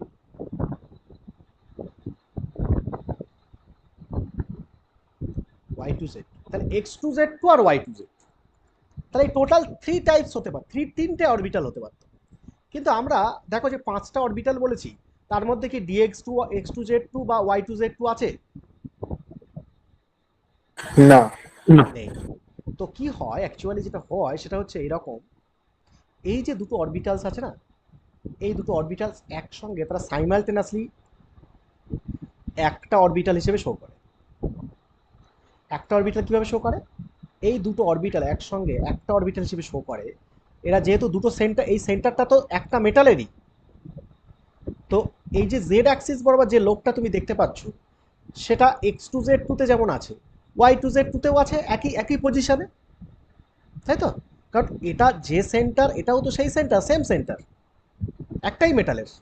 তাহলে একটাই মেটালের দুটো অরবিটাল আছে, দুটো একই পজিশনে। তো একই পজিশনে যদি থাকে তুমি চিনতে পারবে? না। তো কি হবে সেক্ষেত্রে? সেক্ষেত্রে যেটা হবে সেটা হচ্ছে ওই যে দুটো অরবিটাল, তারা একই অরবিটাল, মানে একই রকম দেখতে, তারা দুজন যদি আলটিমেটলি সামেশন হয়, দুটো একসঙ্গে থাকে, তাহলে ওই অরবিটাল স্ট্রেংথ বেড়ে যাবে না কমে যাবে? আলটিমেটলি তার অ্যাম্পলিটিউড বেড়ে যাবে না কমে? বেড়ে যাবে। বেড়ে যাবে। বেড়ে যাবে। তো ওই দুটো একসঙ্গে জুড়ে গিয়ে আলটিমেটলি একটা বড় লোব তৈরি করে। বড় লোব তৈরি করে। তাহলে এটা কোন অ্যাক্সিস? Z Axis. জেড। তাহলে বড় লোব যেটা তৈরি করছে এটা প্লাস, এই প্লাস বড় লোব। এবার এর সঙ্গে যেটা দেখো, এই ওয়াই অ্যাক্সিস বরাবর আর এক্স অ্যাক্সিস বরাবর এই দুটো একে অপরের কত কত ডিগ্রিতে আছে?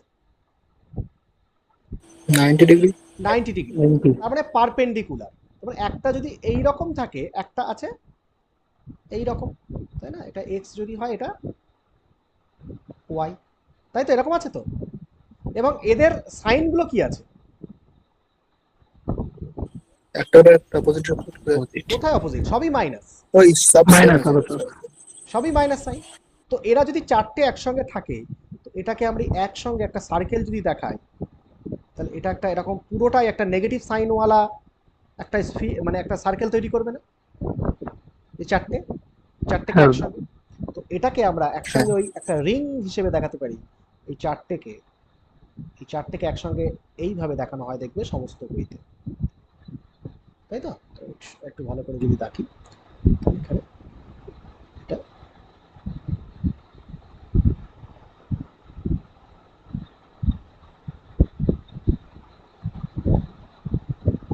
এইভাবে, তাহলে এটা এগুলো সব কত কি সাইন থাকে দেখবে? নেগেটিভ সাইন,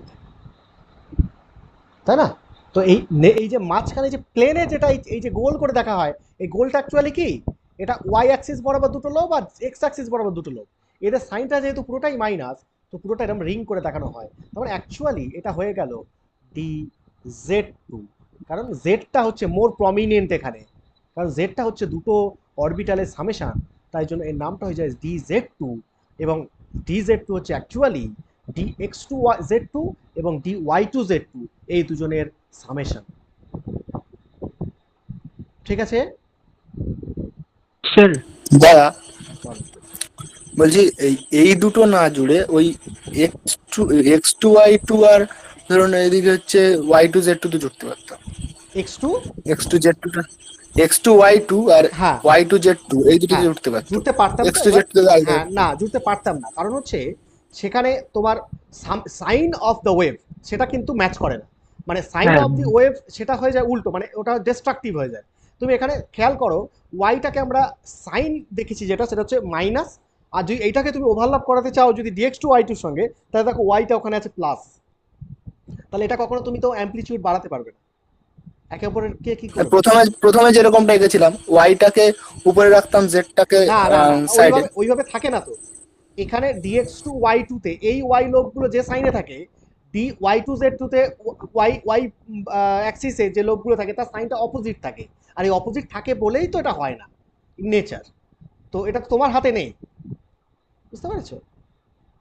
মানে আচ্ছা ডিএক্স টু ওয়াই টুতে যে ওয়াই অ্যাক্সিস বরাবর তুমি যে সাইন অফ দি ওয়েভ পাচ্ছ, সেটা d Y two Z two তে যেটা সাইন হবে সেই সাইনটার সঙ্গে একই হয় না। আর একই হয় না বলেই তো এটা এরকম। এবার ব্যাপারটা কি জানো, এবার এইগুলোকে তর্ক করা যায় না, কারণ হচ্ছে কারণ 3 ডাইমেনশনাল স্পেসে এক্স ওয়াই জেড তো আর লেখা থাকে না, লেখা থাকে? না। এটা তোমার ম্যাথমেটিক্যাল টার্ম। তুমি যখন একটা মলিকিউল, তুমি একটা ডি অরবিটাল দেখছো, একটা টাইপ অফ ডি অরবিটালস দেখছো, 5টা D orbitals.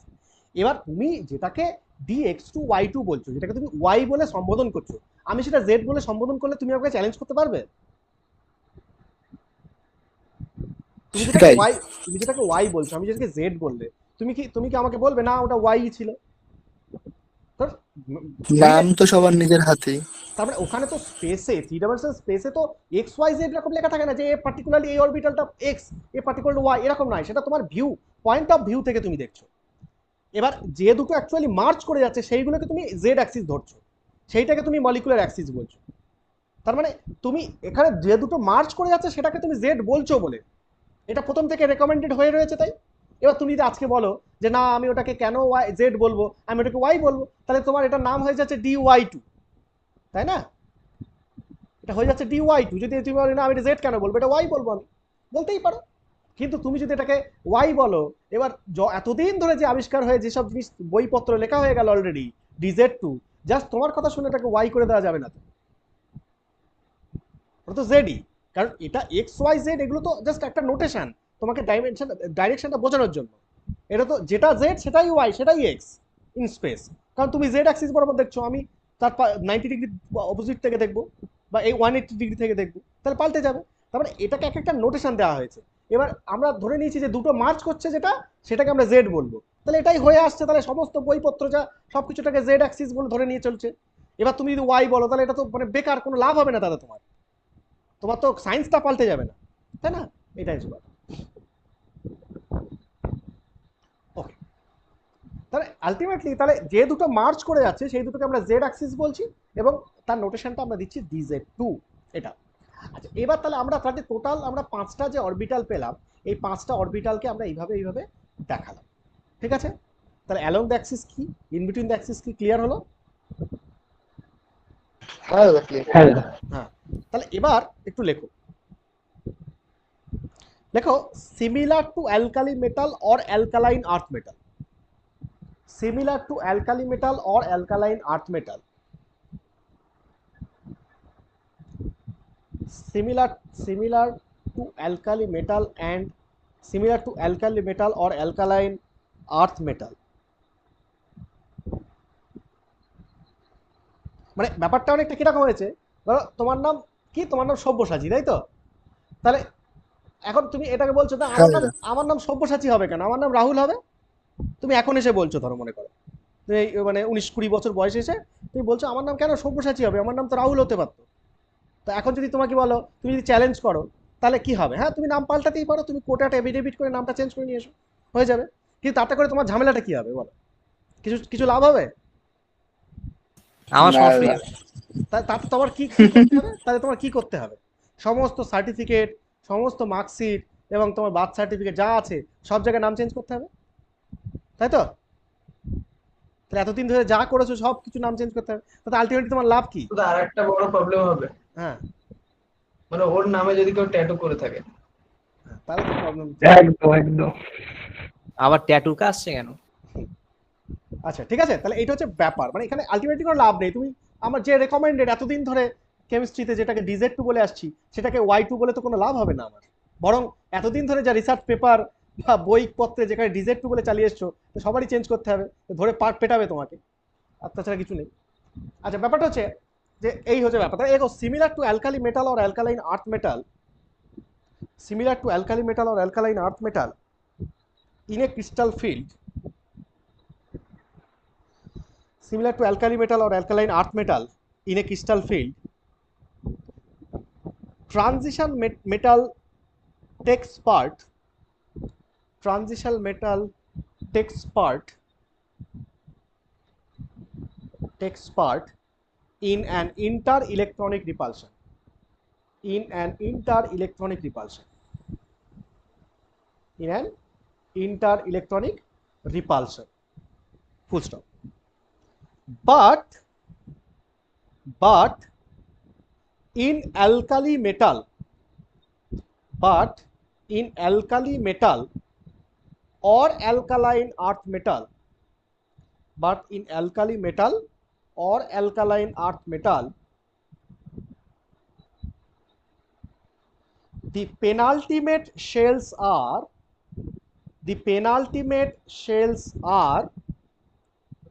s and p orbitals.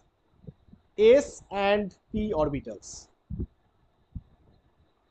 Penultimate shells are s and p orbitals, which are less diffused, which are less diffused, which are less diffused, which are less diffused. Full stop. Okay? Whereas হ্যাঁ whereas in transition metal, whereas in transition metal,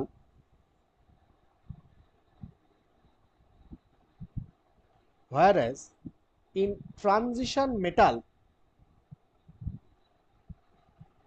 the penultimate shell is the penultimate shell is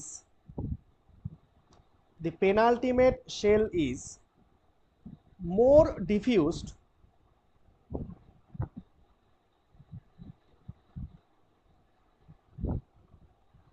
penultimate shell is more diffused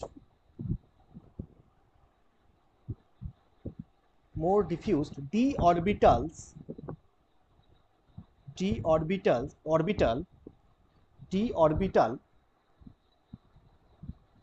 which has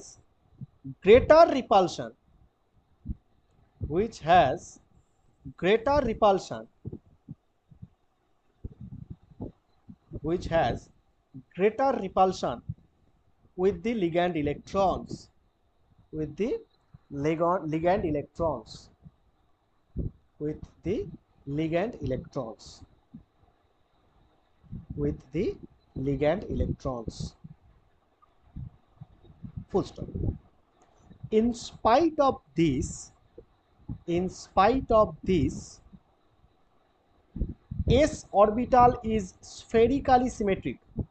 In spite of this, s orbital is spherically symmetric. S orbital is spherically symmetric, comma, p orbitals have, s orbital is spherically symmetric, comma, p orbitals have 3 sets of ACTS, 3 sets of orbitals, 3 sets of orbitals which are projected, 3 sets of orbitals which are projected along x, y, z axis, projected along x, y, z axis, and participate in repulsion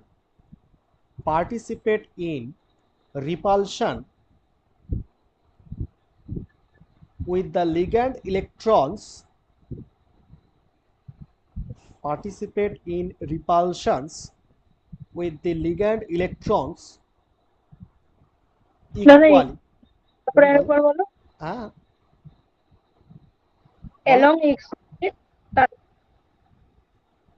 Along x, y, z axis, and participate in repulsion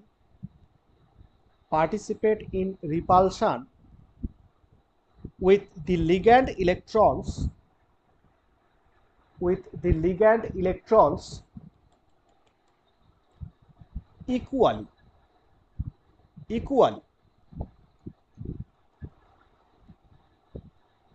equally.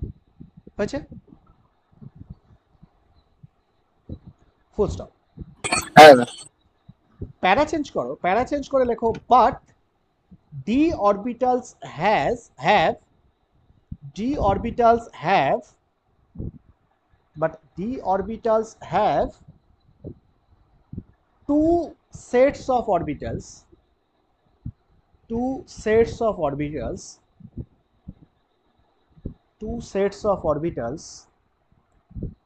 Hyphen দাও দিয়ে নিচে 1 নম্বর দাও Roman 1 two sets of orbitals hyphen না, বলছি মানে set of orbital মানে তো 5টা হবে তো, তাহলে দুটো তো মানে টাইপ তো দুটো, কিন্তু মানে সেট তো তাহলে 5টা হবে। দুটো সেট অফ অরবিটাল, এক একটা সেটে 3 জন আছে, একটা সেটে 2 জন আছে।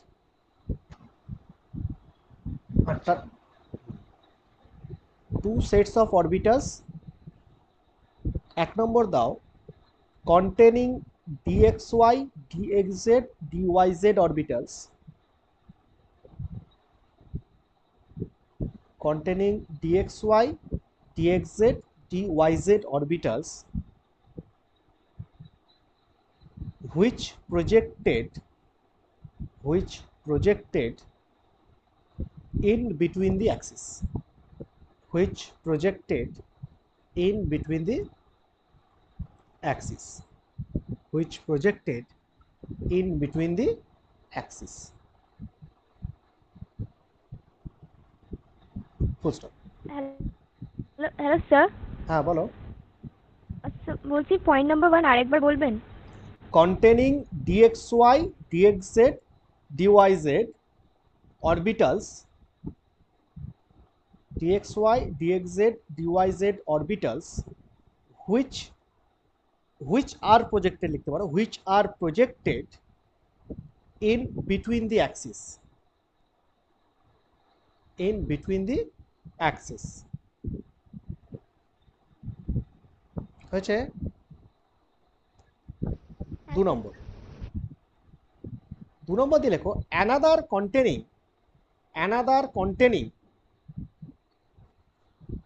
containing dx2 y2 comma dz2 which are projected along the axis,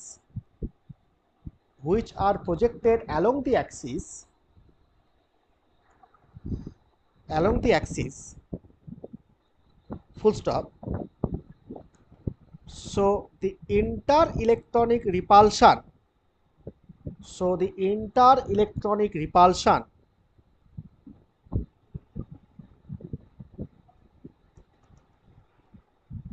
of d electrons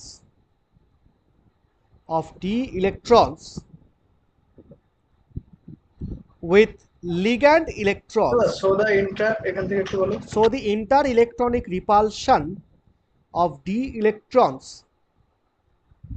so the inter-electronic repulsion of d electrons with ligand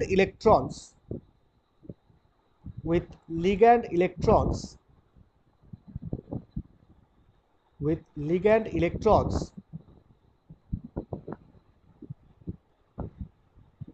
is not same,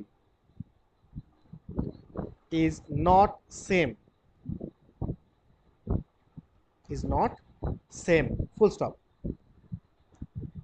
So in this case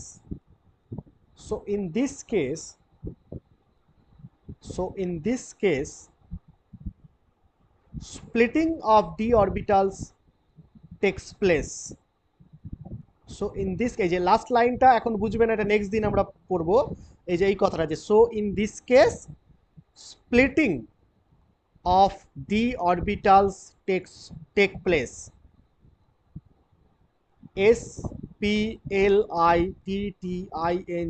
splitting, splitting মানে কি? ভাগ হয়ে যাওয়া বা ছাড়িয়ে যাওয়া। একসাথে হয়ে যাওয়া। স্প্লিট মানে ভাগ করা। ভাগ হওয়া। splitting of d orbitals takes place, তাহলে এখানে splitting of d orbital তৈরি হবে। মানে ব্যাপারটা হচ্ছে এটা আমরা নেক্সট দিন খুব ভালোভাবে ডিসকাস করব।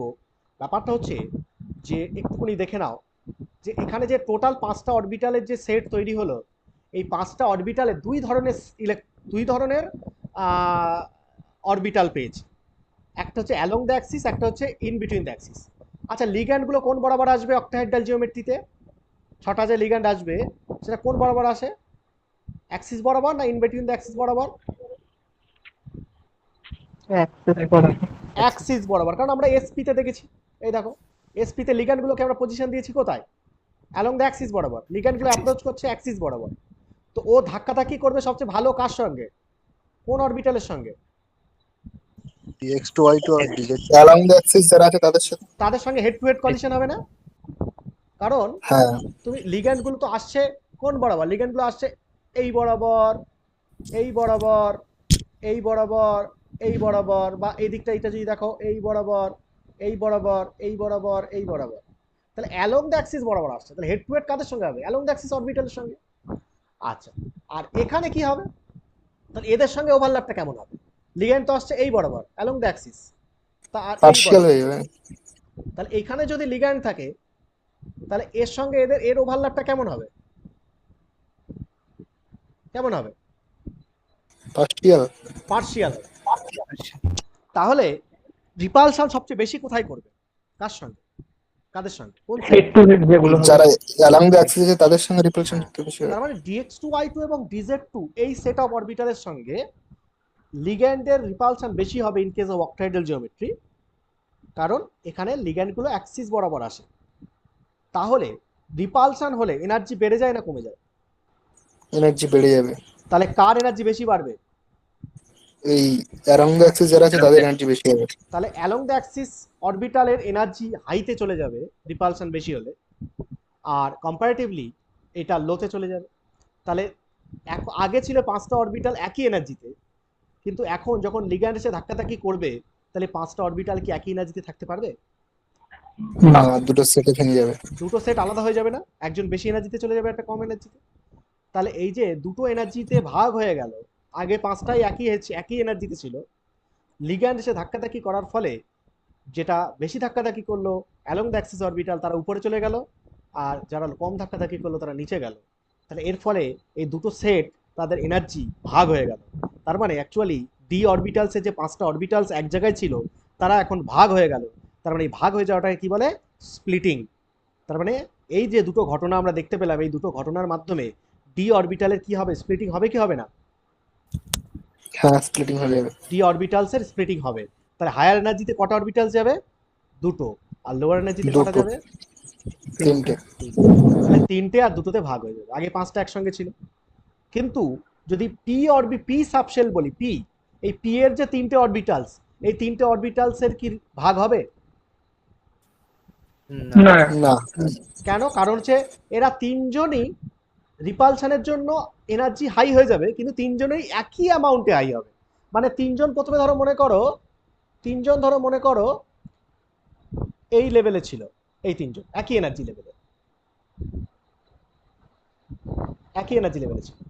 এবার এরা রিপালশনের দরুন তিনজনই কিসে যাবে? তিনজনই হাই এনার্জিতে চলে যাবে। একই রকম হাই এনার্জিতে যাবে, একই অ্যামাউন্ট। মানে এও যতটা উঠবে, এও ততটা উঠবে, এও ততটাই উঠবে। তাহলে হাই এনার্জিতে গিয়েও এরা কি থাকছে? একই এনার্জিতেই থাকছে। এরা কি স্প্লিট করছে?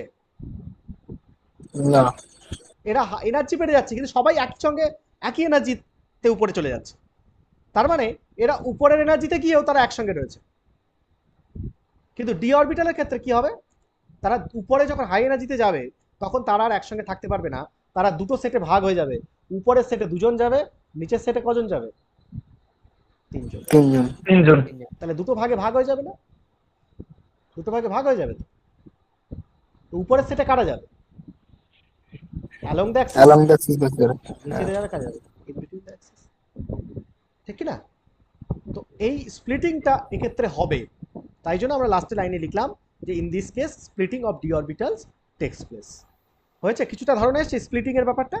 এটা আমরা নেক্সট দিন এইটা নিয়েই আমরা ভীষণভাবে চুলচেরা বিশ্লেষণ করব, করে এখান থেকে আলটিমেটলি আমরা বল সিএফটি তে ঢুকবো। বলছি অ্যালং দ্য অ্যাক্সিসে যে দুটো আছে তার মধ্যে তো কিছুটা ডিফারেন্স হবে, তো একেবারে তো ইকুইভ্যালেন্ট হবে না তো? কোনটা? অ্যালং দ্য অ্যাক্সিসে যে দুটো আছে আর কি, অ্যালং দ্য অ্যাক্সিসে যে দুটো আছে এটার মধ্যে যে ডিফারেন্সটা হবে, যেটা দুজনের অরবিটালটার যে এটা আর কি সেটা মোটামুটি মোরাললেস যেহেতু জিওমেট্রিক্যালি সেম, দুটোই যেহেতু হেড টু হেড কলিশন করছে, তাই জন্য এটা ধরে নেওয়া হয় যে মোটামুটি এরা একই হয়। এবার এবার এর এর মধ্যে হ্যাঁ জেড টুটা বেশি হবে কি? না, জেড টুটা বেশি না, এদের দুজনকে একই ডিজেনারেট ধরা হয়। মানে তুমি জেড টুকে এবং ডিজেড টুর মধ্যে সামান্য পার্থক্যটা ওটা ধরা হয় না, মানে ওটাই আমরা ক্রিস্টাল ফিল্ড থিওরিতে একই এনার্জিই ধরবো আর কি। সামান্য পার্থক্য তো থাকবেই, কিন্তু সেটাকে আমরা এই দুটো সেট যেহেতু দুটো অ্যালং দ্য অ্যাক্সিস, তাই শুধুমাত্র অ্যালং দ্য অ্যাক্সিসের উপর কনসিডার করে আমরা জাজ করছি যে অ্যালং দ্য অ্যাক্সিস অরবিটালগুলো একটা এনার্জি লেভেলে গেল, ইন বিটুইন দ্য অ্যাক্সিস এনে। এবার অবশ্যই অ্যালং দ্য অ্যাক্সিস এরা দুজনের মধ্যে একটু তো পার্থক্য থাকবেই, কিন্তু যেটুকু পার্থক্য থাকবে সেটা যেহেতু খুব সামান্য, তাই জন্য ওটাকে আমরা কনসিডার করছি না আর কি। ওই দুটোকে আমরা অ্যালং দ্য অ্যাক্সিস মানে খুব হাই রিপালশন, তো সেটা জন্য অনেক হাই উঠে গেল দুজনেই। এবার দুজনে উপরে গিয়ে যে সামান্য পার্থক্যটা হবে সেটাকে আমরা ধরছি না আর কি, সেটা ধরবো আমরা একই। ঠিক আছে, কিন্তু তুমি তোমার একটু তো পার্থক্য ইন রিয়ালিটি থাকবেই, কিন্তু ওটা মাথায় রাখবে না, ওটা ধরে নাও যে দুটোতেই সেম। ঠিক আছে, এইভাবে আমরা এগোবো, মানে ওই দুটো যে দাদা সামান্য যে বলছি পার্থক্য সেটা ধরবো না। বলো। এখানে যে মানে অরবিটালের হ্যাঁ, সাথে এক মিনিট, লিগ্যান্ডের এক মিনিট, মানে রাহুল যেটা বলছি, ইন বিটুইন দ্য অ্যাক্সিসের যে রিপালশনটা যতটা হবে, অ্যালং দ্য অ্যাক্সিসের রিপালশনটা অনেক বেশি হবে কম্পারেটিভলি। এবার এই অ্যালং দ্য অ্যাক্সিসের দুজন তাদের মধ্যে যে পার্থক্যটা, এই ইন বিটুইন আর অ্যালং এর মধ্যে যে পার্থক্যটা তার থেকে কিন্তু সামান্য। হ্যাঁ, তাহলে এই যে সামান্যটা আমরা ক্রিস্টাল ফিল্ড থিওরিতে এই সামান্যটা ধরা হয় না। এই পার্থক্যটা যেটা সেটা ধরা হয় যে এরা দুজন একই, কারণ দুজনেই অ্যালং দ্য অ্যাক্সিস, তাহলে একই রকম রিপালশন করবে। সামান্য যে ডিফারেন্সটা সেটা আমরা ধরি না, এটাই হচ্ছে পার্থক্য। কারণ ওই ইন বিটুইন আর অ্যালং এর মধ্যে যে পার্থক্য তার তুলনায় এটা সামান্য। হ্যাঁ বলো এবার। ডি অরবিটাল গুলোর সাথে বা অন্যান্য এস বা পি অরবিটাল গুলোর সাথে লিগ্যান্ডের যে রিপালশনটা হচ্ছে সেটাকে কি ক্রিস্টাল ফিল্ড রিপালশন বলছে? হ্যাঁ বলো। না, ক্রিস্টাল ফিল্ড রিপালশন না, ক্রিস্টাল ফিল্ড রিপালশন এখন তোমার মাথায় আনতে হবে না। আমরা এখন শুধু সিম্পলি রিপালশন মাথায় রাখবো। ক্রিস্টাল ফিল্ড, এই ফিল্ডের গল্প তো এখন আসেনি না।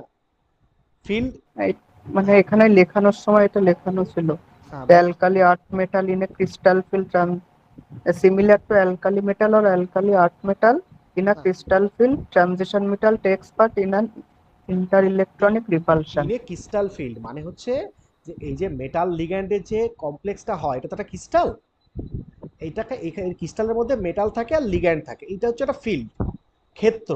এবার এই ক্রিস্টাল ফিল্ডের মধ্যে মেটাল আর লিগ্যান্ডের যে রিপালশন, সেইটা অবশ্যই এটা ক্রিস্টাল ফিল্ড। এবারে ক্রিস্টাল ফিল্ড, এই ফিল্ডের গল্পগুলো আমরা আরো ডিটেলসে যাব। এখন এই যে তোমার সমস্যাটা কোন, এই জায়গায় কোনো সমস্যা হচ্ছে কিনা সেটা বলো। যে ক্রিস্টাল ফিল্ড, হ্যাঁ ওই ক্রিস্টাল ফিল্ডটা কি ওইটা বুঝতে অসুবিধা ক্রিস্টাল ফিল্ড মানে হচ্ছে যে একটা, দেখো আমরা ইলেকট্রিক ফিল্ডের নাম শুনেছো তাই তো, তার মানে এখানে ধরো একটা মেটাল আছে, মেটাল N+ আছে। এই মেটাল N+টা কি করছে, লিগ্যান্ড তো জেনারেলি নেগেটিভ, তো এটা কি করছে, এর দ্বারা অ্যাট্রাক্টেড হচ্ছে। তো এই অ্যাট্রাকশনটা কেন হচ্ছে, কারণ এর চারিদিকে একটা ইলেকট্রিক ফিল্ড আছে, তো এই চারিদিকে একটা ইলেকট্রিক ফিল্ড আছে। এবারে ইলেকট্রিক ফিল্ডটা কিসের মধ্যে আছে, ক্রিস্টালের মধ্যেই। তো এই ক্রিস্টালের মধ্যে যে ইলেকট্রিক ফিল্ডটা আছে, সেই ফিল্ডের মধ্যেই লিগ্যান্ডটা কি হচ্ছে না, মেটালের দ্বারা অ্যাট্রাক্টেড হচ্ছে এবং কাছাকাছি আসে, এবং এসে এখানে কি করছে, এই মেটালের সঙ্গে রিপালশন করছে। তার মানে এই জিনিসটা, পুরো জিনিসটাই হচ্ছে একটা ক্রিস্টালের মধ্যে একটা ক্ষেত্র, যেটা হচ্ছে এই মেটাল এই ক্ষেত্রটা জেনারেট করছে due to its positive charge. তাই জন্য এই পুরো ফিল্ডটাকে বলা হচ্ছে ক্রিস্টাল ফিল্ড। এবারে যা এইসব আলোচনা করছি আমরা, সব কিছু এই ক্রিস্টাল ফিল্ডের মধ্যেই হচ্ছে, এই রিপালশন অ্যাট্রাকশন যা কিছু এই ক্রিস্টাল ফিল্ডের মধ্যেই হচ্ছে। এবং এই ক্রিস্টাল ফিল্ডে এই যে টোটাল যে থিওরিটা আমরা পড়তে চলেছি বা পড়ছি, এই টোটাল এই ক্রিস্টাল ফিল্ডের মধ্যে যে কাজকর্মগুলো, যে আলোচনাগুলো করছি, এটা হচ্ছে ক্রিস্টাল ফিল্ড থিওরি। তার মানে এই যে along the axis, in between the অ্যাক্সিসের এই যে repulsion, metal to ligand repulsion যে কথাগুলো বলছি, এগুলো সব কিছু ক্রিস্টাল ফিল্ডের মধ্যে হচ্ছে। একটা ক্রিস্টাল আছে, তার যে ক্ষেত্র তার মধ্যে হচ্ছে, তাই জন্য এটা ক্রিস্টাল ফিল্ড। ঠিক আছে,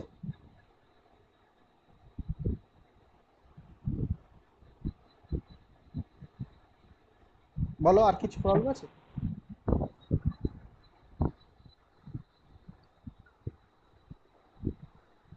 আর কিছু প্রবলেম আছে কারোর? না দাদা। আপাতত ঠিক আছে। আচ্ছা, এবার তোমরা যেটা করবে, আমি বইয়ের রেফারেন্স দিয়েছি, নোট ফোটের ধান্দা করো না কোথাও। নোট কখনো বইয়ের চেয়ে ভালো হতে পারে না, আর নোট পড়ে ক্রিস্টাল ফিল্ড থিওরি শিখতে পারবে না। সবচেয়ে বেস্ট হচ্ছে বই পড়ো। সবচেয়ে সহজ একটা বই এবং ভালো বই আমি তোমাদের রেকমেন্ড করেছি, যেটা পিডিএফ তোমাকে দিয়েছি। ওই বইটা ভালো বই, ওই বইটা পড়তে পারো প্রথম থেকে। ওটা একটা নোটের থেকে বহুগুণ ভালো, কারণ অনেক কিছু লেখা আছে তাতে। এবং ওটা যারা আইআইটি জ্যাম ট্যাম দেবে তাদের জন্য এই বইটা রেকমেন্ডেড। এবং এর সঙ্গে আমি তো বলেছি একে দাসের ভলিউম 4টা যাদের কাছে আছে আছে, যদি কিনতে হয় কিনে নাও। কিন্তু একে দাসের ভলিউম 4টা পড়ার সময় একটু কেয়ারফুলি পড়তে হবে, ওই জন্য এক্ষুনি আমি কিনতে বারণ করছি। আর 1-1.5 মাস পরে কিনতে বলছি, কারণ ওখানে কিছু জিনিস আছে যে জিনিসগুলো না, মানে ওদের কনভেনশনটা একে দাস ভুল করেছে। মানে ভুল করেনি, উল্টো করেছে কনভেনশনটা। ট্র্যাডিশনাল যে আমরা মেথডটা করি তার থেকে উল্টো করেছে। তো উল্টো করার ফলে কি হবে, তুমি এখন যদি ওই বইটা পড়ো না, তাহলে তোমার মানে কনফিউশন হয়ে যাবে অনেক কিছু। যে আমি টিউশনে আমি একরকম পড়াচ্ছি, আর ওই বইটা পড়ে দেখবে তার ঠিক উল্টো লেখা আছে। কনক্লুশন একই, মানে প্লাস সাইন আর মাইনাস সাইন, যেটা সমস্ত বইতে প্লাস সাইন দিয়ে করা হয়েছে, ওরা সেটা মাইনাস সাইন দিয়ে করেছে। কিন্তু রেজাল্ট একই, ভুল না, কনভেনশনটা উল্টো। এবার দুরকম হয়ে গেলে মুশকিল হয়ে যায়। তুমি একরকম এখানে পড়ছো আর বই খুলে দেখবে উল্টো কনভেনশন, ওই জন্য তখন তুমি মিসগাইড হয়ে যেতে পারো। এবার কখন মিসগাইড হবে না, যখন তুমি পুরো থিওরিটা, তোমার ক্রিস্টাল ফিল্ড থিওরি সম্বন্ধে তুমি ম্যাচিওর হয়ে গিয়েছো, তখন তুমি একে দাসটা পড়ো, তুমি তখন ওই উল্টো কনভেনশনটা তোমার কোনো অসুবিধা করতে পারবে না। কিন্তু যেহেতু এখন কাঁচা ব্রেন আছে, এই সময় তোমার ওই উল্টো কনভেনশনটা আমি দিতে চাইছি না, তাতে করে একটা মিসগাইড হয়ে যেতে পারে, কনসেপ্টটাই গন্ডগোল হতে পারে। তো এক্ষুনি একে দাসের বইটা খুলো না, এখন ওই যে বইটা আমি দিয়েছি অজয় কুমারের বইটা পড়ো। এই বইটা বেশ ভালো বই, সহজ ভাষায় লেখা। যা যা পড়াচ্ছি প্রথম থেকে পড়ো, ওখানে আরও ভালো ইনফরমেশন পাবে। তারপরে তুমি ওই আরপি সরকার ভলিউম 2টাও আছে, ওটাও পড়তে পারো এখন। কিন্তু একে দাসের ভলিউম 4টা মাস দেড়েক পরে পড়ো, একটু সিলেবাসটা এগিয়ে যাক তারপরে। ঠিক আছে? ওকে দাদা। কিন্তু বই পড়তে হবে, ক্রিস্টাল ফিল্ড থিওরি পড়তে গেলে যদি ভালো শিখতে চাও তাহলে বই কিন্তু পড়তে হবে। নোট ফোট পড়ে কিন্তু কোনো কাজ হবে না, কারণ নোটে তুমি কত কিছু পাবে, আর ক্রিস্টাল ফিল্ড থিওরি কোনো সিলেবাস নেই। এই ক্রিস্টাল ফিল্ড থিওরিটা আমি 3 বছর ধরে পড়াতে পারি, কিন্তু সময় যেটা তোমার সেমেস্টারে যেটুকু দিয়েছে সেইটুকুই। তাহলে এর কোনো শেষ নেই, তাহলে এর কি নোট করবো আমি? এর নোট হয় না, যেরকম সময় পাওয়া যাবে সেরকম। এবার যদি তোমাদের এবার 5th সেমটা যদি সেই ডিসেম্বরের পরে হয়, তাহলে তো এখন ভালোই সময় পাওয়া যাচ্ছে, আমরা খুব ভালোভাবে শিখতে পারবো আর কি। আমার টার্গেট আছে বেশ ভালো করে, বেশি করে মানে শেখানোর। কারণ পরীক্ষা যদি এগিয়ে দেয় তাহলে আবার একটু মুশকিল হয়ে যাবে। তো এই হচ্ছে ব্যাপার। তো নোট ফোটের ধান্দা করো না, একদম জাস্ট আমরা সিইউ পেপার এখানে একদম ময়লা। হ্যাঁ, সিইউ পেপারটা তুড়ি মেরে করে দিতে পারবে, কিন্তু তার থেকে অনেক ভালো কিছু শিখতে হবে এখানে, এটাই মনে রাখবে। ঠিক আছে? ওকে, হ্যাঁ দাদা। ওকে। তাহলে আজকে এ পর্যন্তই থাকবে।